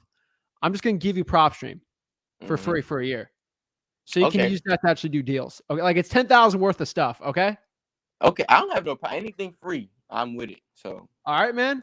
All right. I'm trying to get a visualizer for everyone. All right. Man, I'll take it, man. I don't even care about the money. Well, get a deal, man. Get a deal. It'll be worth more than anything I can give to you, man. I'm trying. I might get this deal. I'm hopefully, because he sounds serious. Go get it, dude. You said what? Go get it. Don't maybe get it. Go get it. Yeah, I'm gonna try. I'm gonna try my hardest. I'm not gonna lie. I'm gonna try my hardest and see if I can get this under contract. But you said just look it up and just see if I can find how much it's been in tax. Yep. Okay, I'll definitely do that. Thank you so much, Zach. All right. No worries, man. Appreciate it. Bye-bye. Boom. Awesome. All righty. We're going to do a quick check of the audio, making sure just because of yesterday. We should be fine on here. Let's just check it. Alrighty. We're going to do a quick check. Audio's good. All right, cool. Next here we got, what is up? What's up, Zach? How are you, Michelle? Hey, good. How are you? So good to meet you finally. So good to meet you. What market are you from? So I'm in Jersey, in the Jersey market. I think it's saturated. Where in Jersey? Well, I live in Fort Lee, but of course I'm not doing that area. That area is way overpriced. Yeah. What's your average price in Fort Lee? What's that? What's the average price of houses in Fort Lee? The medium home price is about 657, maybe even 800,000 probably. And yeah. Yeah. Okay. So you're in. Oh, you're by Washington Heights. Oh. Yeah. Oh, you're really okay. So I had to go out to like Essex County, Passaic Union.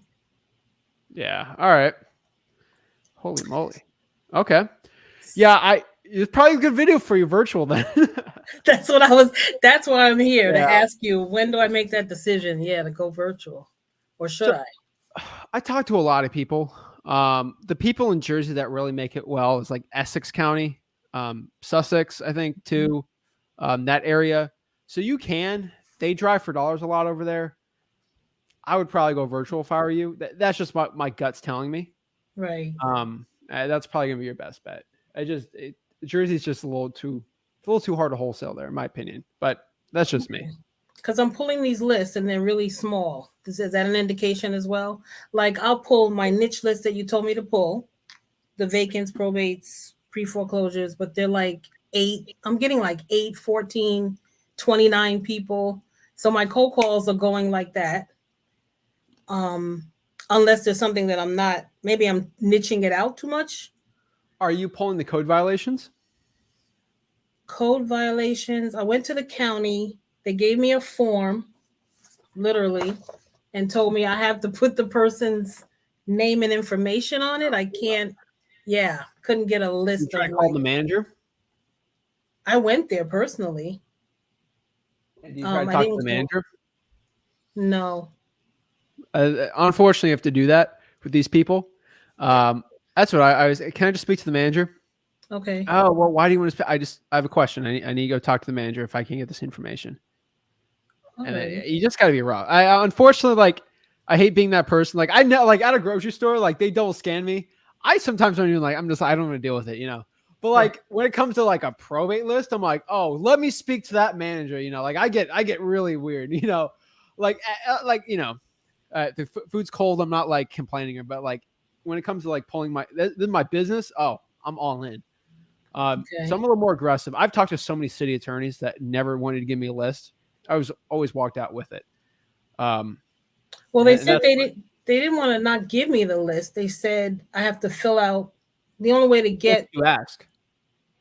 Yeah, but you can only put the person's information that you're looking for. They said it wasn't like you can get a list of everybody that has code violations. You have to ask for a specific person. You usually happens in life too. You get what you ask. So you were asking it too broad, I'm pretty sure. If you go and ask, especially now we're sort of in the spring now in New Jersey, close to summer. Hey, can I have all open code violations for the past month of tall grass? They can pull it. They just don't want to. And you're going to ask a couple ways. And they can give you a form, say, well, is this form going to give me all open code violations for tall grass and structural issues? Right. Say yes or no, and then you're going to talk to the manager. And then, how do I do this? Do I need to file a FOIA request for this? Like what? How do you do it? And then you just got to keep talking to them. Okay. The reason is they're being very difficult. New Jersey is notorious for kind of being harder for data and regulation, but tell me about it. You have to keep it up. Okay. They get probably a lot of people doing it, and you just got to keep at it. That's the only thing. I always speak to the manager, person in charge of the code enforcement, if they never do it. I'll do that, and then I'll also go. I'll tiptoe into virtual while I'm market and just try it. I like the 50-50 approach. Basically, you spend 50% of your time in Jersey, 50% in a virtual market. Right. Then you see after a couple months where you're getting the most leads, where you're getting the best results. Okay. That helped me out a lot too. Awesome. All right. Oh yeah. Well, I think that's it. Thank you so much. No worries. Appreciate it. Awesome. Thanks, Zach. No worries, Michelle. Have a great one. You too now. Bye-bye. Boom. Awesome. Next here we got Monty. Perfect. Yo. What's up? How are you? Good. How you doing? Every day above ground's an amazing day. For sure. But I just started for real. Like I just got PropStream yesterday. It's more my 7-day free trial. Awesome, man. What's your is your name Monty? Yeah, my name Monty. Cool, man. What market are you in? I'm in Springfield, Ohio, so 30 minutes Cool. from Dayton. So Bro, I'm like, I know I'm you're in a the perfect money, man. market for. I You're in know the I'm in a money, dude. yeah for sure. I know I'm You're in there the for sure. money. Are you east, west, south, like of Dayton? Where? I'm north. I'm like a little north because I'm an hour away from Columbus too. So Okay. How far are you from like Miamisburg? 30 minutes, Oh, 20 minutes. all right, Well, man. that might be a little bit farther. That might be Okay, like an hour, but I know Dayton, like Dayton, 30 minutes. Fairborn, 15 minutes. dude, this is good money right there, man. So I'm Yeah, telling you right now, you're in the money, man. Like anything within a 45. I know this is a virtual wholesaling video, man. You need to go in person. yeah. Okay. That's what I was saying though. Like, Yeah, but I man. was You're just in good. Georgia. I was just in Georgia too, also. But I just moved back. So I just moved back, and I'm gonna start here, but I want to do virtual too, so I can just open. You feel me? Be 50-50, just like what you were saying. Dude, I'd go 100% in person, man. I'm For sorry. sure. Like, I know too many people making too much money in Dayton All right. that, dude, kids, all right, way younger than you, All right. making a ton of money. Okay. And they're like, they're not even like, they're not even trying, dude. Okay. So you can easily destroy it there, man. Yeah, I'm 22, so I'm trying to start right now, What about ASAP. 19-year-old kids? Yeah, for All sure. right. You're good, man. You're good. Yeah. So awesome, man. But That's I just really like boom. Like I've been like I said, I got PropStream yesterday. So I've been pulling my like a list. I was looking my list right now. I got PropStream pulled up too. It says like 999.7. That's off my list. That's your vacant high equity list that I pulled on that one. 999.7. But I was just calling some people off of that just a minute ago. While the video pretty for real, the beginning of the video before you start doing this, I was cold calling, but it's just like the skip tracing. I mean, some of it worked though. Some of it worked. I'm using True People right now. I mean, I got PropStream, but you know how to skip tracing be on that. So I feel you. I get it. I'm just trying to figure out how to really get how to. I mean, and plus, put when I pull the list, like how I'm doing it right now, I know it's like a bigger way to scale it. Like pull a lot of lists. Like do I pull the list? Like boom, like what does it say right here? Unique properties, and then I can click it and then add to list, and then do I add it to my list and then just like out of Yeah. those 900 properties, will I call from there or do I one by one do it? So go to freehosting.com. There's a whole prop stream tutorial. It's like an hour. It's pretty good. Like it's as detailed as you can get on there of just like how to poll, like how to add things, like how to do it the right way.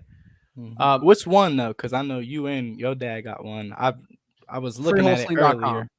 It's the Okay, start okay, okay. tutorial. Yeah. See, every time I go on there, I just got my laptop and stuff because I just literally the first I moved in. So every time I got on there before, it was on my phone. So it's set up a little different mode Yeah. on your phone. So I really couldn't find the videos right. But now since I Yeah. got my laptop, I'm gonna really get on there and Yeah, feel me. man. But I like PropStream for pulling lists. Obviously, I am a fan of government lists. Drawing for dollars is the best, like hands down. Like I'm gonna spend $200 in marketing. It'd be for gas money for trying for dollars, hands down. Especially in Ohio. But right, what I'm telling you in Dayton, because I'm actually familiar with that market. right. Most people doing really well. Have you done so? How long have you been wholesaling for? I've like for real, like I just literally started, like, cause I be focused on other stuff. Like I A month, just, two, like what? Like you're actually doing I it. mean, nothing, like days. You feel me? Days. Like, Got it. yeah, Got it. How did you find me? like, well, first it was other people. It was just like other people. Like I've been trying to wholesale for like 6 months, but I mean, I get Yeah. money, but it's just not in the right. You feel me? But Yeah. I'm just trying to focus on the, you feel me, on the wholesaling side. Right. But I found you just for real, I was going to do a course. I was going to sign up and pay somebody to, you feel me, teach me how to do it. but I just free wholesaling. Now that's why I just looked up. Like, I don't know what made me look it up in YouTube, but like just free wholesaling, and now it's the first thing that popped up. How much I is ain't that gonna course lie, gonna like, cost you? huh? How much are they trying to charge you for the course? Don't say the name of the person. Probably like it was like 3,000. It was a couple people. I ain't gonna lie though. Like 3K, man. everybody who you really like definitely, I ain't gonna lie, appreciate it. Like you definitely do what you do, and you definitely changing people's lives here for sure. Especially if they Appreciate it, man. really wanna, you feel me? If they really wanna do it, cause I know I'm trying to do it. I know you gonna hear I'm dedicated. I don't got nothing else to do, so you definitely gonna hear All right. me some You know, deals. you're for sure. dedicated. Let's do this. All right. For sure. I'm getting the board out for you. All right. This is how much I'm ready for you. Let me drop 3K of what you got to do. This is if you pay me 3K right now, this is what I tell you to do. All right. Look, All right? look, I will pay you everything. Look. I don't want it, man. I don't want your money, dude. All right. First off, we're gonna do. Have you found your hot zips yet? Not really, but I think my county only has a couple zip codes. Dayton / like Southwest Ohio. But I can tell you the zip. I can tell you the zip code for sure. All right. This is where you're gonna do. You're gonna go. Well, I don't want your zip code. Like I know what zip codes you're at. I already know the hot zips. We're gonna go to the Dayton Southwest Ohio real estate investing Facebook groups. We're gonna go to like wholesaling groups. Wholesaling. Nah, I ain't gonna lie. I'm in a lot of those for sure. I'm definitely in most of those. Well, you're not using it the right way. All right. What we're gonna do. All right. We are going to. That's number one. Number two. We're gonna look for deals. Look for deals. And then search cash buyer. Dayton. In So like just Facebook. start searching stuff. Like In go to like a Facebook. regular real estate for sale group. Search Right. Dayton cash buyer, Dayton deal, right? And you're gonna find like 10 deals in Dayton. You're gonna figure out from these 10 deals. Okay, 4 of them are going to be in the zip number 1.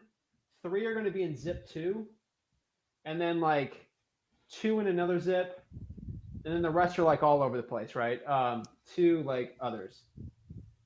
You're going to figure out that like most of these deals are in like 3 zip codes, Right. and those are going to be your like where most wholesalers are getting deals in your area. Mhm. You're going to be going after. You're going to target those areas. Now, I've honestly found in Dayton. This is like a year or 2 ago, but like most people in Dayton get properties on a contract for like 50K, and then they sell them for like 60 to 65.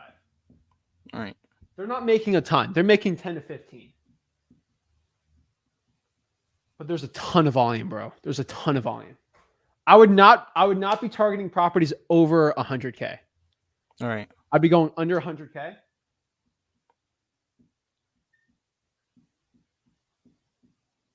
And like that's kind of what I'd be doing. Most guys are doing direct mail over there, like the big boys, but you can be going after these properties pretty easy.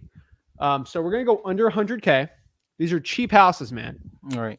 But you're gonna just figure out where people are like posting deals, and you're gonna be going after those areas. Now this is my mean stuff, right? This is gonna be this is my super like this is the stuff you got to pay the big bucks for. I'm just telling you right now. This is some. All right. You want me to show you how to steal the top wholesalers' best cash buyers? Yes. All right. So we're gonna go in we're gonna see these groups, find those Dayton deals. All right. So find the Dayton deals on Facebook, and someone's gonna post it. John Smith, he's been posting like 15 deals the past like year or 2, right? He said, 123 Miami Street, right? He posted that for sale for like 75K. He probably locked it up for like 70, right? He's going to make 7K, right? And he posted this in 2021, all right? Like a year. His biggest problem, I never tell anyone, don't post the address. I don't even like people posting on Facebook. What you're going to do is you're going to look up this house, okay? Look up this house. So my favorite is when someone from Dayton like flosses a 10K check, and then they put the address, and then I just look the address up. So you're going to look up this address on the property appraiser. and it's going to say this. You're going to find that he probably sold the deal, right? You're going to do is look at the property appraiser. It's going to say the deal sold for $75,000 in like April of 2021, April 2nd, 2021 to Johnny House Flipper, Johnny House LLC. Okay, you're gonna see it sold to Johnny House LLC, and then it's gonna and that property won the market and sold to like Sarah James on the market on the MLS for 75K, and then this one sold for like 140K. So the handwriting's terrible. I get it. So what you'll see here on the property appraiser is the property was bought for 75K from the cash buyer. So the cash buyer paid 75, wholesaler made 5 on this, right? Mm-hmm. And then he fixed it up, probably put some money in it, and then sold it on the MLS for 140. He flipped the house. All right. You're going to see Johnny House LLC. What you're going to do here is you're going to figure out, hey, Johnny House LLC bought it from this guy. He's a cash buyer. Boom, put him on the list. How do you find his phone number? Look up the mailing address, and then just look up the LLC. You'll find it, and then you can go contact that guy. That's what I've been doing too. Dude, it works, man. And then look up Johnny House LLC on the public records. Yeah, that's how I've been getting my. That's how I've been. Dude, that's like a form of my skip tracing I've been using. I just do for cash Ohio. buyers? No, I'm talking about for just look for my deals. I just been skip tracing. Oh yeah, that's another question I got. Do this too. for cash buyers. It's for cash buyers, not for deals. Yeah, for sure. I watch. I ain't gonna lie. I watch all your videos. Like that method, I could have told you what you was gonna say before. I got 1,200 videos. You did not watch all of them. No, for sure. I'm saying like all your recent videos. I know, man. I appreciate it. Not all your recent lives and stuff, like for sure. Appreciate I've been it, tapped in with you like for like a month for sure. But this is my question too. On the like is the LLC like when it shows on PropStream that the house is owned by an LLC, is that like a good house to still go after and you feel me? Try to I don't wholesale from LLCs, usually trusts. I'll wholesale a trust if it's with an older person. Usually not LLCs. I usually avoid LLCs. because if they're LLC, they're trying to fix It's and flip corporate it owned. or rent usually it. not the best. Right. Yeah. I'll do trust though. All right, for sure. All right. Well, that's all for sure. I appreciate you though. No worries, man. Do this for the cash buyers though. You'll find, and then you'll see Johnny House LLC is only buying in 2 zips. Yeah, And then you know where this guy likes to do it. I'll definitely do that for the cash buyers and make a cash buyer list for sure. I'm telling you, man, it's powerful. Appreciate it for sure. All right, man. Keep it up. For sure. You'll be seeing Under me. 100K, start marketing, man.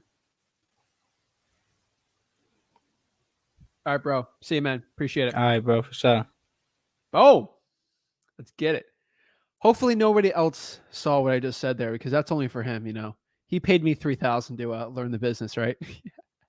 Oh, man, everyone can use this info, man. Here we got. I don't think Vince is on. Yo, Vince. Vince on?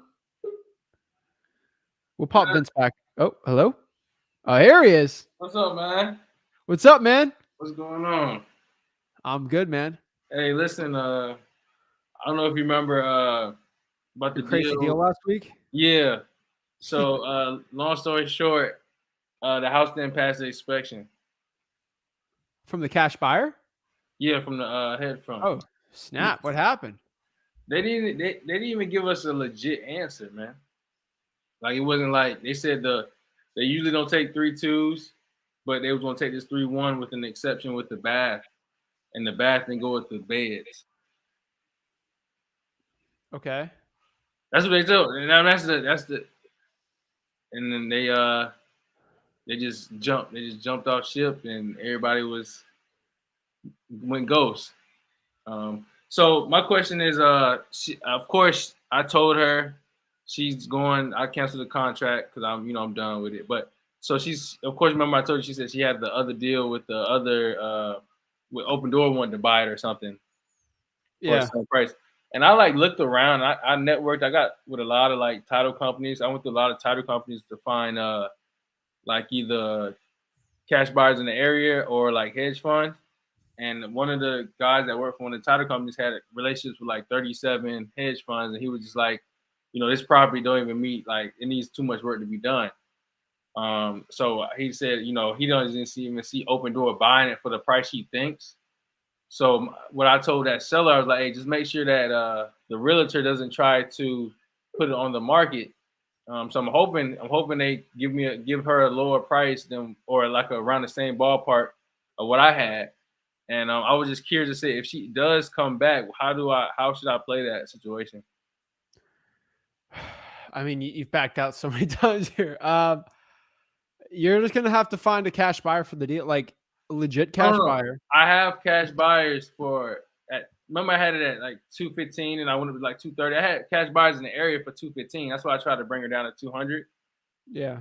But yeah, that was the thing. Like she wanted, well, it wasn't she wanted. I thought the hedge fund was going to do 240, but they didn't come through. Yeah. That's what I was saying.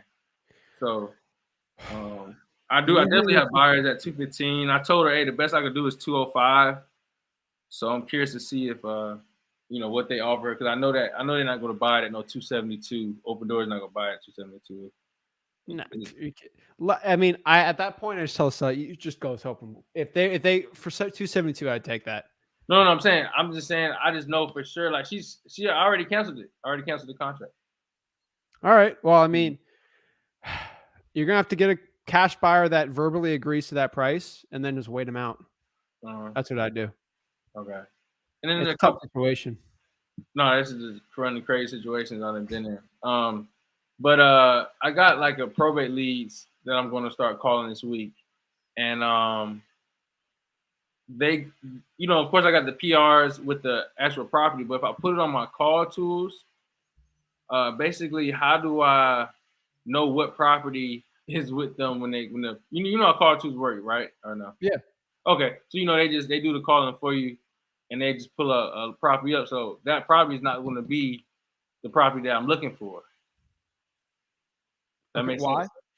Because I'm calling the PR. Oh, okay. You know what I'm saying? Yeah. I always I change the PR. I put their name and then I put property address as the decedent address. Okay.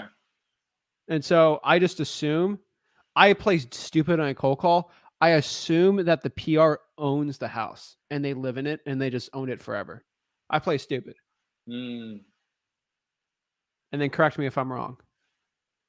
If I go and just call someone and say, hey, I saw someone died, I want to go buy your house, that ain't gonna go up, man. Right. But say, hey, I'm just looking to buy a house in the area. If you're looking to sell, I'm assuming you own this house. Do you want to sell it? I got the paths crossed, That's it. So you basically, what you're saying, you take the Excel sheet from, I'm trying to figure out how you do it on call tools to where you put you usually import a CSV on there. Yeah. But I'm saying though, once I put that list, I know I put the list on call tools. I'm talking about, so you take the property address you're looking at, and then you take those names that the PR is, you put that on on that same Excel sheet, and then you put that sheet. First name, last name, or full name. Okay, okay. Yeah, then import it.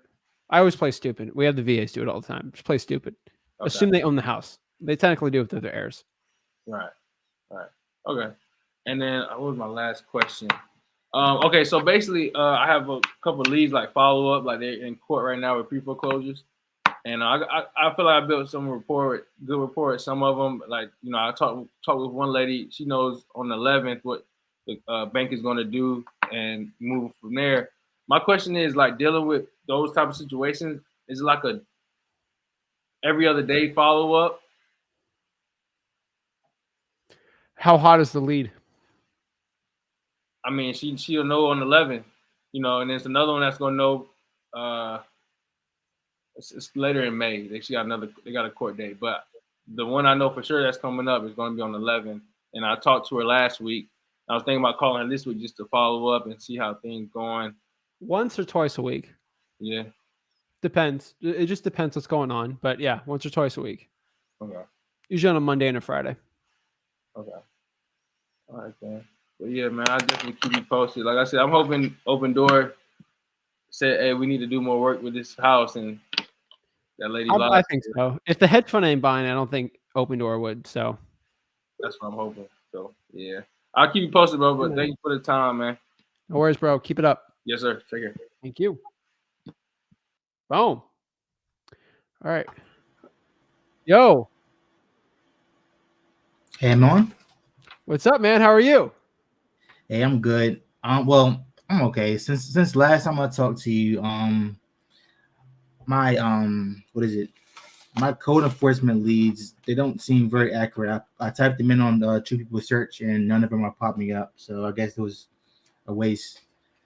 So like, would you think because they're not popping up on True People How many leads? .com, they're not with 2,000. What market? PG County, Maryland. Okay. 2,000, dude. Is that from the past month? That's month. I don't have it pulled up right now, so it's not. Yeah, no. Not exactly. I would just do the past month, dude. I'll open ones okay. from the I past didn't month. filter it. 2,000 is too much, man. Like that's a lot.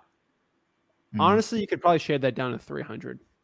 And if you really want to get good with it, this is why I always go in person with code enforcement. Your best one, I kind of said to the Jersey person, is all tall grass. Right. Basically vacant houses that are open for the past month. That should be 60 at most. At most 60. Okay. And those people you Facebook message, and I just put a yellow sticky note on their house. It's only 60, dude. Like it's pretty easy. Okay. And you can email and True People Search. You get their emails on there too. So I'd email them also. All right. And You send like 100 emails out, man. Like you'll get to someone. Almost definitely. Hold on, wait. My second question was for when it's signing the contract, because I was watching a video, so it's like two parts to the contract, right? So yes, after you get off the phone with the seller and you sign the contract with the seller, when exactly? Hold on, wait. You sign the contract with the seller first, and then you send it off to the title company. Then you send an assignment to the buyer, right? correct. That's right. So okay. Yep. Oh, okay. All right. In between that, how do I like share property information with the buyer without them going over my head? Oh, you gotta lock the property up first. And then you basically sit down and talk to that cash buyer and basically say, hey, here's the property address. The property's already locked up. And that's it. Like, this is what I'm selling it for. Now, you don't give that information to the cash buyer, which we're talking about tomorrow, guys. Friday. But you need to basically get proof of funds. You need to make sure that they're vetted. So you get that proof of funds. Make sure they're okay with you making a profit on the deal, an assignment fee on it. And then lastly, you got to make sure that they are verbally committed to the price before you walk them through the house. And that's basically it. Like, they got the proof of funds, and then see if they've actually bought in properties for cash already. Get their LLC information, all that. You'll be fine. Okay. All right. Yeah, I think what you telling? I learned everything I needed today about the offer portion, so I think I'm set. What course? I think I'll learn everything from the offer portion, so I'm pretty much set. What offer course? No, you told us about the offer today. Like, the offer? Yeah, make an offer over the phone. So yeah. You good with that? All right, cool. All right. All the course stuff for Wholesaling. So, all right, man. Appreciate it. Let me know if you got any questions. All right, we'll do. All right, boom. All right, we got Dominic. What's up, bro? Man, how are you? I'm good, man. So I really just called for some, hopped on for some. Yeah, I just want some advice, honestly. Been wholesaling for about 7 months. I've gotten 3 deals so far. Just locked up my 4th one last week, and Nice. that's not the biggest deal yet. How much? 13,000. Ah, let's go. Yes, sir. Yes, sir. So, yeah, man, I'm just trying to Like I already have systems in place. I'm doing SMS and cold calling, but I'm kind of trying to see what lists I can pull with more motivation because I'm running into a lot of not really motivated people because I'm doing a high equity list right now. Oh yeah. But I want some more motivation, but I also want a bigger I get it. list with more people I can speak to. So what is your advice on that? All right. So what market are you in? I'm in Alabama, Montgomery. I'm pretty much in all of Alabama and also in Oklahoma. All right. So first of all, what you want to do is, I don't know why you want more leads to a point. You could easily make 100,000 this year just from probates if you just did all the probates in Alabama. And it's not even a ton. Okay. It's quality of lead. So kind of like I've said before, for high equity, for us for direct mail, it's going to be like 3,000 to 4,000 mailers before I get a deal on direct mail. Just doing regular high equity ish type Okay. leads. If I called 400 drive for dollars leads, I'll get a deal. That is 3,600 less cold calls I had to do to get a deal. Yeah. And so it's not about as many leads as possible. To a point, it's just the quality of leads. So you're getting deals. So what I've always tell everyone, which I'm telling you straight up, don't stop what's working right now, right? Yeah. Like you're doing Not what, third deal, fourth? Fourth deal. Actually, I'm gonna lock up my fifth one as well. Yeah, Actually, bro, don't Yeah. stop what you're doing. Okay, Yeah. we're not stopping this. That you have to keep that up. Okay. If it's working, keep doing it. Sir. I would start implementing extra strategies. So you're already doing SMS. Are you doing any cold calling? Yes. Okay. I have So a VA. I have a VA doing my Okay. cold calling, and I just had because I've been in sales for about 7 years, and I met a bunch of Okay. salesmen over time, and I just kind of had a meeting with another salesman that's going to be an acquisitions manager for me. Nice. Because honestly, I get a decent amount of leads, and I can't really call them all in a day, to be honest. And if I do, it's like I'm kind of sluggish through like after my third lead. After my third lead. Do you have this book? I don't. Buy it. Okay. Make enough money. It's traction. It's like $17. You can get a free PDF online. I don't care. If you're looking to scale up, this is a very important one. Okay. I think, have you seen my scaling systems stuff? Dude, I've seen a bunch of your videos, bro, honestly. So Go to Free Wholesaling. If you're hiring people, you need to watch that system scaling. okay. I was at your position. I had to do like 40 deals before I started scaling things out, but you got to do it in the right way. So first of all, if you scale the marketing out, VAs, and then you scale Dispo and then do acquisitions. If you're you can do it whatever way you want. But honestly, what I found is that's the best one on it, on making a system, KPIs, all that stuff. It's a good book. I would start implementing probates. Number one, implement some code violations. I would find somebody to drive for dollars for you, or someone to partner up. So go to like a RIA and then find a kid that's too scared to call. Okay. But he'll drive for dollars, and then just split your deals with that guy. Well, I live in Texas. I'm not in Alabama. Oh, I'm doing virtual. Yeah. Oh, snap. Yeah. I'd find someone over there then. It's good. Okay. Yeah, dude, I'd do that. I'd start implementing government lists and then just start testing it out. Pull probates for a couple months, pull code violations, and then see if one's just dead, don't do it. But one of them might be popping. And that's how we figured it out. Okay, so I tried to pull probates, but I wasn't able to get through. Can I find all that info to how to get to the information on free wholesaling or? Yeah, to a point, Alabama's got all those different counties, so it depends. The probates, you're gonna have to go to the clerk of the court and call, or actually go on the website and look it up, and see how easy it is to pull from there. You might have to call and ask how you get the docket of all the probates and the PRs and things like that. And then question: do they send me like a list of the names and I do it myself? You're gonna have to pull it. What do you mean? You're usually gonna have to pull it yourself. So they give me the names, right? And I pull the names? It depends. So sometimes online, you can see it. Sometimes you can't. You're gonna have to call and figure it out. Every county's so much different, man. Everyone's different.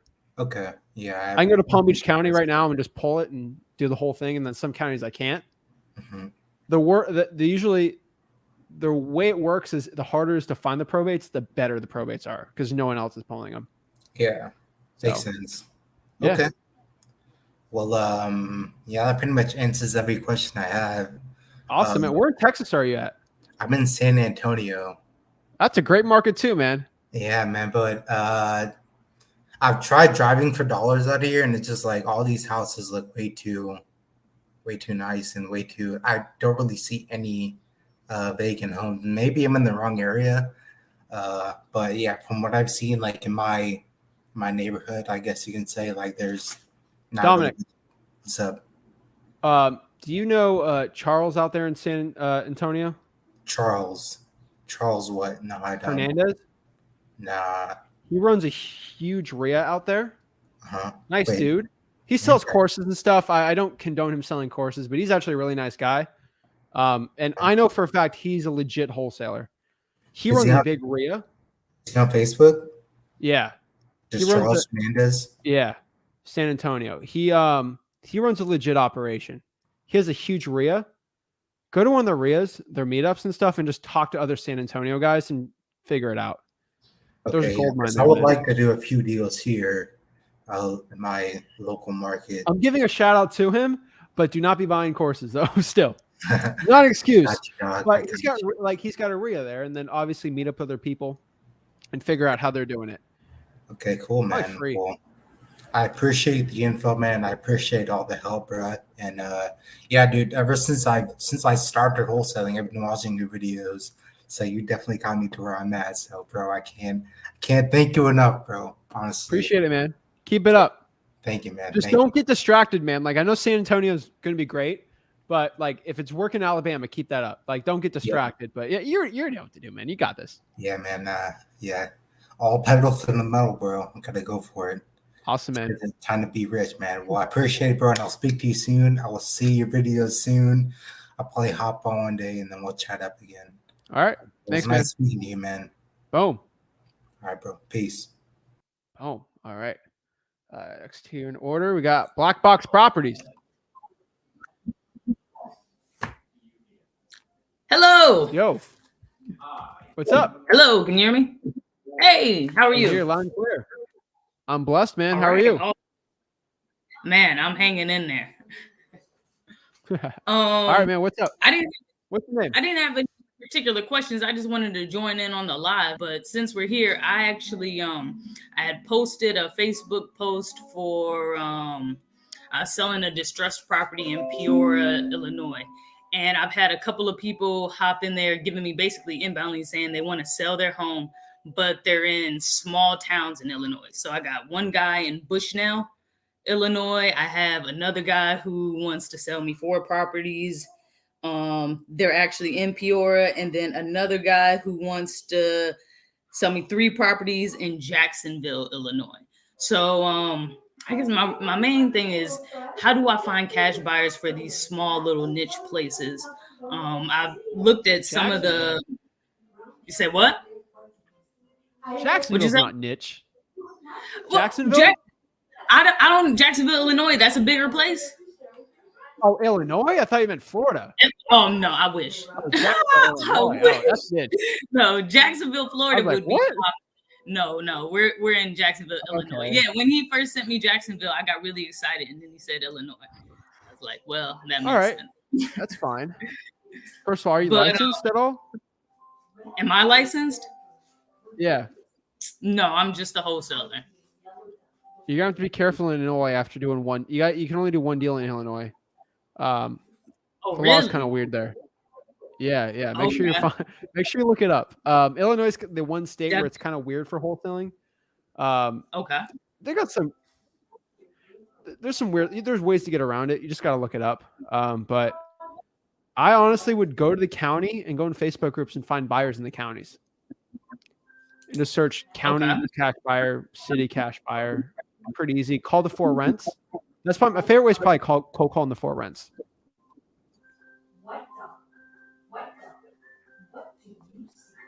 Okay. Yeah, so that was really the main thing I have. Just I got a couple of leads and really just been trying to find a cash buyer for them so I can actually lock it up. I've only closed one deal, and it was I don't want to sound ungrateful, but it wasn't enough. So I'm looking for to be able to make a better deal and be able to actually really make some money from this. All right, we'll get it going. Hey, I hear you. I appreciate all that you give, Zach. Like I've been Appreciate it. following you maybe for like a month. I just found you recently, so I appreciate all the free content, man. You really rock. I appreciate it, man. Appreciate it. Keep it up. Thanks, man. Thank you.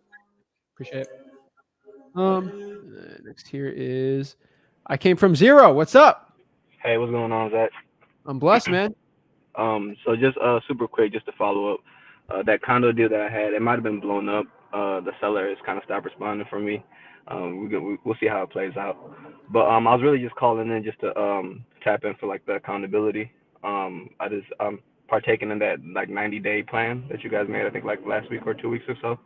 I'm in my second week so far, so I'm just driving for dollars right now. I just wanted to call in. But I had a question. Safe driving, man. Pardon me? Stay safe driving.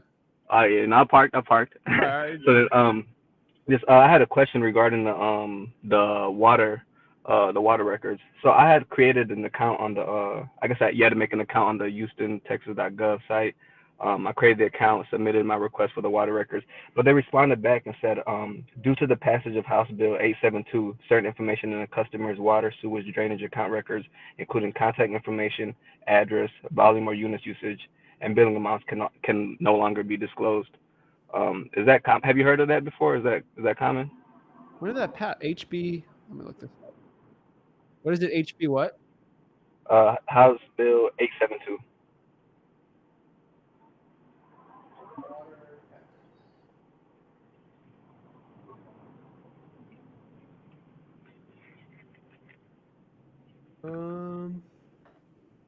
Services providing medical care, acute services. Wait, 472? No, 872. Oh, 872.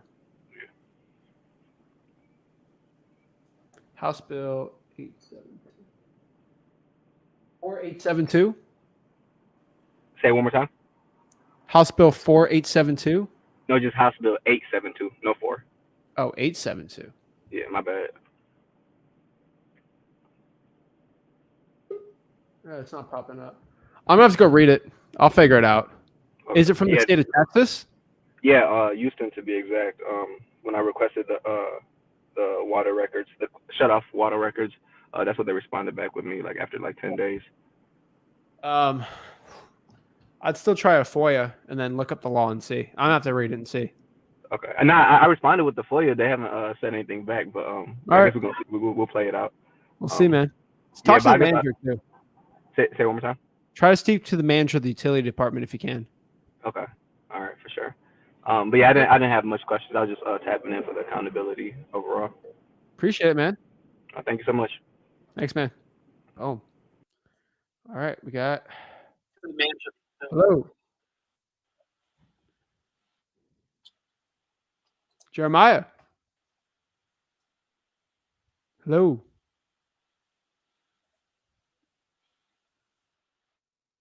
Hello. Can you hear me?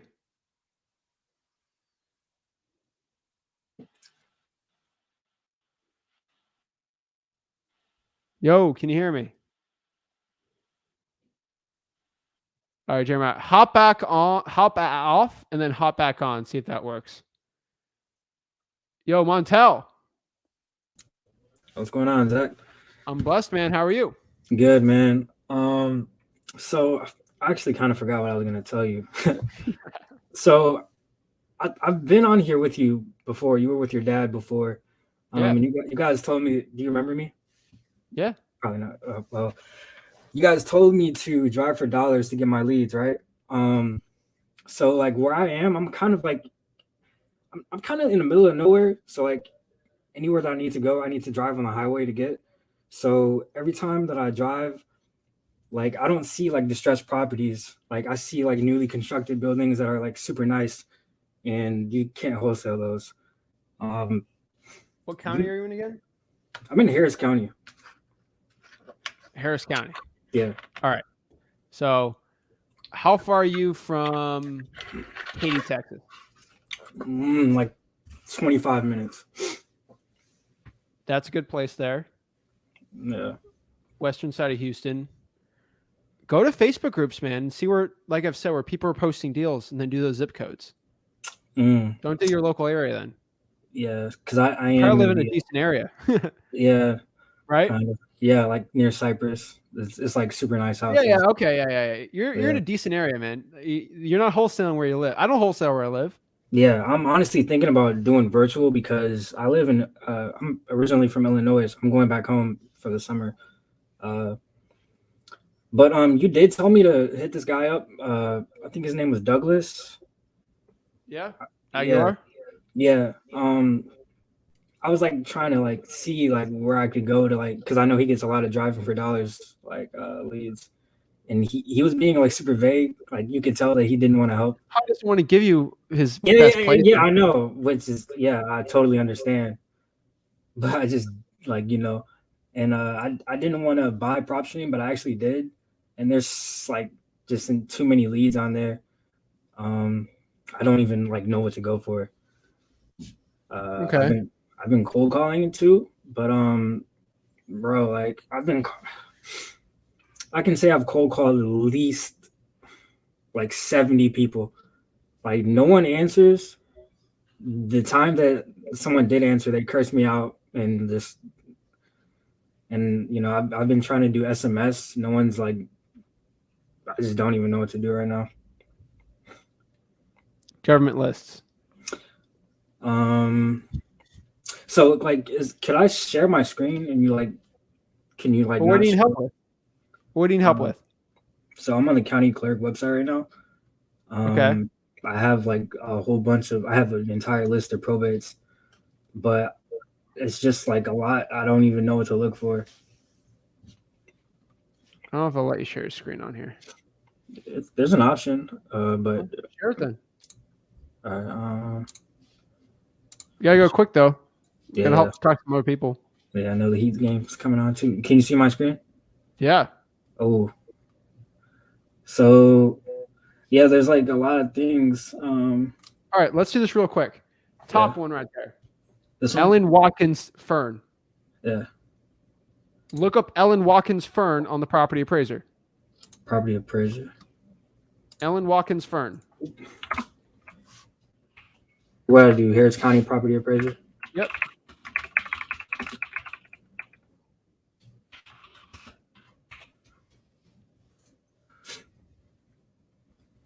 I've been here before.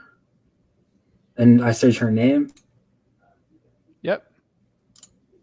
This is the deceased person though. Yep. Wait, where'd it go? Eileen Watkins or Eileen Fern? So, Fern Eileen? Looks like this is it right here. Oh, wow. Oh, that's another thing. Houston, like...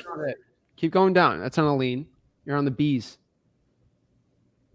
View all. Eileen. Go to E. Hold up. Eileen. Right here. That's Ellen. Elaine. Oh, Fern Watkins right there. 6841 Conco Street. Oh, wow. Fern Elaine Watkins right there. That's it. I see it. Click it. That's it. That's the deal. Boom. Wow. I didn't know because like on this website, like there's like a whole bunch of like different like forms and stuff. So I didn't know what to... The estate of. Fern Watkins. Oh, so when it says in the estate of, like that's the person that died. It's a deceased next to their name. Yep. Okay. Because I Look did at all see those leads, man. Come on. Yeah, I know. And then like money, man. Another thing is I know Houston, like there's like the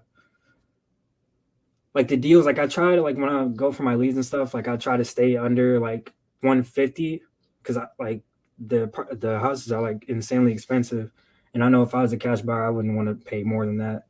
Like what do you What do you think? You gotta get a discount, man. A cash buyer will pay any discount they can get on a property. Yeah. Dude, I just showed you to pull the probates. Go after it, man. All right, I'll do it. By the time I come back or whatever, I'll probably have. I hope I have the deal. All right. All right. Appreciate you. Thank you. All right, thanks. All right, bye. Oh, where's Jeremiah? Did he just pop off? Jeremiah, I'm trying to pop you on. Come on, bro. Killing me here. Sully. Hey, what's up? What's up, bro? How are you? Doing good, doing good. So I just started the 90-day challenge Monday, and I've been looking at videos last week. So after looking at videos for a week, I was like, all right, I'm hopping in. I'm not waiting a few months. So I started the 90-day challenge on Monday, and a couple of things. So I know that for the first week, it's 100 driving for dollar leads. So every morning, I'm doing 20 a day. So in 5 days, I'm gonna get 100. What market? So I'm right next to you. I'm in Brevard. Okay. Where? Brevard County, South? like Space Coast. North? What was it? Like Dude, Titusville and Palm Bay are completely different, man. oh, okay. So all of them. So they're on my You list. live They're in on all of my them? zip codes. Where do you live? What was that? Where do you live? I live in Melbourne. Thank you. All right. That's it. There you go. Bet. All right. So what do you think about Melbourne? Yeah, I got family up there. It's too far for me to wholesale, but the deals are decent there. Yeah. Is there any specific city that you think would be in the Brevard County, Space Coast? Like, what do you? I know I've you done a mentioned deal in Palm every Bay compared. city. What was that? Bro, I've done a deal in every city in Brevard, so they all work. Okay. And then what do you think about Palm Bay versus Titusville? Because I know you said they're completely different. I mean, they're so far, dude. Like Okay. But deal wise, Titusville's cheaper, Palm Bay is more expensive. Okay. Another thing. So I know for the virtual, you said that you should get some boots on the ground. So, and I think you said you find it on Craigslist. So how much would you pay for something like that? Well, don't you live in Brevard? Just do that. Oh yeah, but I'm just wondering, like, because I know you're mentioning the virtual, so just for like future reference, like, is that a service that you pay for, or how much You're would gonna you have to find pay? someone on Facebook to do it. Okay. So you go on Facebook and you find somebody to just go over there, take pictures, and then how much do you think that something like that usually costs? I usually pay about $50. Okay, so that's not bad. Not bad. What else? And yeah, I mean, I think that's all I can think of for right now. All right, man. Yeah, I'd stick to that market. I drive for dollars. Drive for dollars? You think that's because I know I'm on week 1, so I haven't done the probates or any of the other lists. I'll do But like 10, 15 deals a year up there, like nothing crazy. But like, I mean, it works. It's just too far from acquisitions people, but it works, dude. cool. So keep it up. Perfect. Drive for dollars, Perfect. man. You got it. Thank you. All right, man. Keep it up, dude. Boom. Jeremiah. Yeah, you should be able to hear me now. Yeah, you should be able to hear me, Here right? we go. All right. All right. Awesome, All man. right, we're live. it was a What's up, journey man? when we here. So all right, so Awesome, man. I started my 90-day challenge. That was through you. Before that, and I'll get to the question quick, but before that, I got introduced through one of them gurus, locked up a ton of deals, like 5 deals my first month, and they all fell through. It was crazy. It was What market? wild. But I learned so much. Then I got to you. I was virtually doing stuff. So I was in South Carolina. I just went all in. I started in South Carolina. I got one in Detroit. I got one in where was the other one? It was 2 in South Carolina, same neighborhood, like same zip code, and then it was 2 in Detroit, and uh,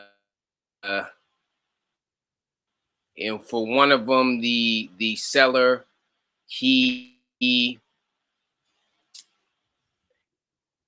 I actually it was interesting because I was able to tell him I was wholesaling, and he went along with it. He was like, man, I'll give you 3 days to find a buyer.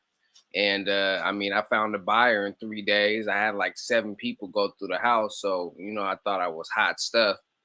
But they got to the bottom of the property. It turned out it was more beat up than we thought.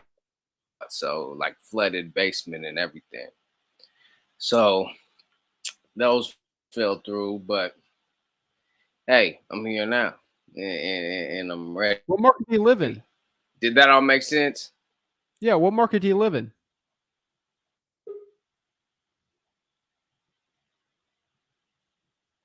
Can you hear me? Market do you? Yeah, man. What market do you live in? Yo, hello. Oh man, I guess you can't hear me. Sacramento. Oh, okay, yeah. All right, that's a tougher one. Yeah, man. What's your question? How can I help you out? I mean, it's tough out there, but I live in the Sacramento market. all right, cool. What's your question, man? The Sacramento market. Okay. Am I cutting out again? Oh, I think we're lagging a little, man.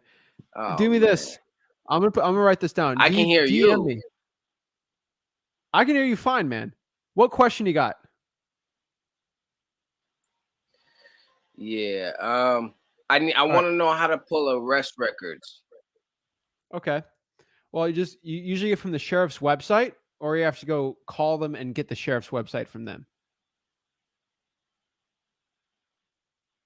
Or you like mugshots.com or something like that. That's usually how you find them.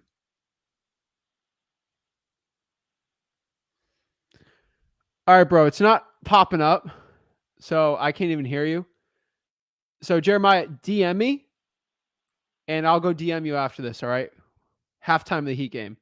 All right. We got 10 minutes till the Heat game. All right. We got to get 2 up here. All right. I don't know if is Lowry playing today. Hey, he better be playing. We got 10 minutes till the Heat game, so we got to get it going fast. So we're going to get through this. Seth, what's up? Hey, what's up, man? Can you hear me? Oh, yeah. I'm good, man. How you doing? I'm blessed. How can I help you out today? Become a better wholesaler. Right now, man, I'm pulling probates. I'm trying to do probates right now. I'm actually in Houston. It's funny. What you just showed was exactly what I was doing right now with that last person. So that was cool. I was just wondering, for probates, how far back in probates do you pull? Like a month, 2 months? I like 2 months. I'd 2 go months? 2 months. Okay. Yeah. Okay. I'm gonna write that down. 2 months.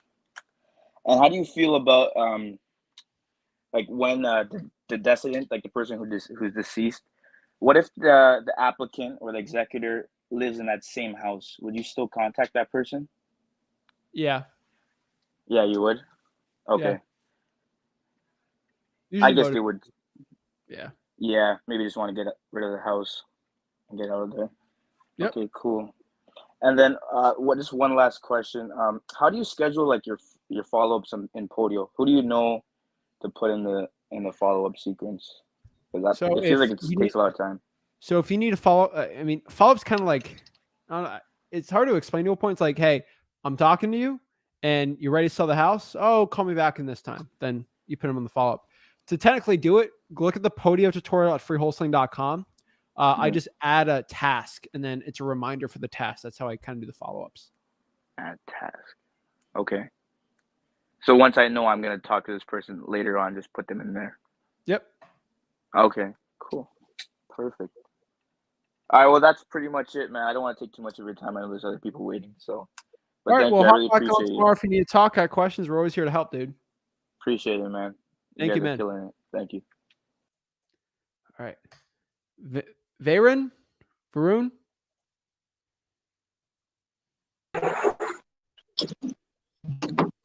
Hey Zach, how you doing, man? What's up? How do I say your name? Varun? Varun? Yeah. All right, cool. I just want to make sure I'm saying it right. All right. What's up, man? How can I help you out? Hey, I'm just here for accountability call. Actually, I'm heading for my work right now. I was waiting for an hour, and I'm just for here for accountability.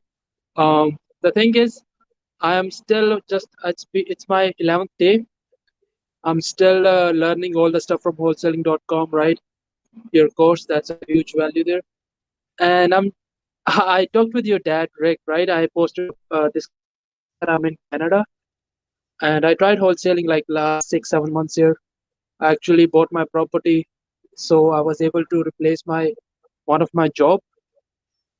And around, I was like, oh, wholesaling deal. But here the problem is I cannot pull lists, I cannot do script reading, and so I'm kind of struggling here. That's why I switched, right? I'm learning stuff about there, and but for the actions, I just made 2 calls so far in 11 days. So I just don't want to be like knowledge junkie, learn everything and don't do everything. So if there's anything that you think I should be doing so to make this week better. I go 50-50, man. So where in Canada are you? In Alberta, around Calgary area, southern Alberta. Oh, okay. All right. You're in Calgary. All right. Yeah. I've already said the best people in wholesaling in Canada is Ontario. Kind of by in the east of Detroit, that type area, Windsor. So I would do 50-50. I would try in Canada. There's a couple of YouTube channels teaching wholesaling in Canada. Spend 50% doing that, and then spend half your It's time not trying in like the United States. they have those small videos and just pushing their courses. The basics, because I bought my property, I have a good realtor with me, broker. Also, I told I get but I was not permanent resident, so the authorities were not letting me like take the exams and stuff according to their requirements. And then finally I pushed, right, calling them every month. After and half, I finally got their residence because they changed some rules and focused on for wholesaling. I was like, let me approve.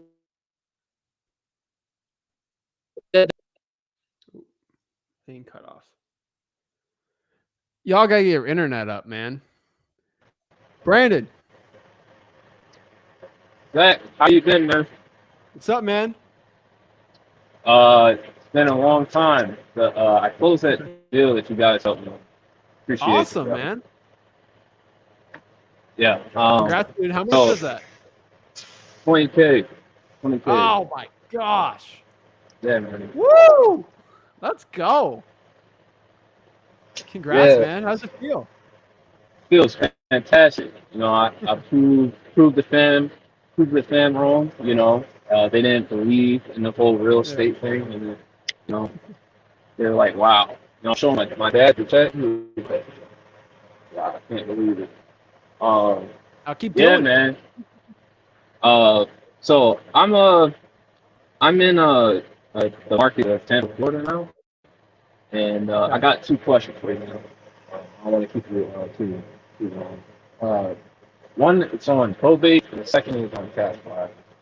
So on the probate side, for wholesale deals, do you have to get the probate attorney involved?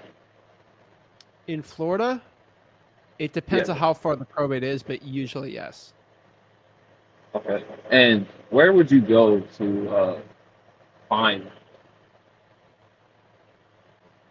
Call around. Go to Call around. modulesfreewholesaling.com, or hop on tomorrow and talk to Rick. He'll help out a lot more with that. I usually just call around, build relationships. Got it. So you have to have a probate attorney to be able to close a probate deal. It depends. Some cash buyers, Some cash buyers actually have. I'm sorry. Some title companies already have attorneys on site that will help you out. So it depends on the deal. We don't use the title company's attorney though. We have our own, but yeah. Okay. Got it. Secondly, I've been trying to vet some buyers. I'd asked them for proof of funds, like you guys tell us to do, and the objection that I get is, well, I don't have a deal yet from you, so I don't need to show you uh, my bank account or whatever proof of funds. So would you just discard them? Next one, man. Next Bye. one. Okay. If Brandon, if they are giving you that much flack already, just imagine Yeah. how much flack they're going to give to you when you got a real deal. Exactly. Oh, I just needed to confirm that, so I'm not wasting my time with these guys. They, dude, there's so many cash buyers. You're good. They'll check up on me and say, "Hey, Brandon, you got any leads yet?" So they're kind of like, I always tell them, I say, hey, we give properties out to our buyers list, and you were not on the buyers list. Now, how you get on the buyers list? Right. Okay. All right. That clears it up. Other than that, Zach, I told you and your dad that I'm a supporter of your guys' movement. Continue on, man. Appreciate it, man. All dude, right. 20K, it's nothing to scoff at, man. Keep it up, dude. Appreciate it, man. Hop on. We'll talk anytime. Let's get it. Got it. Let's go. All right. Last one. Victoria.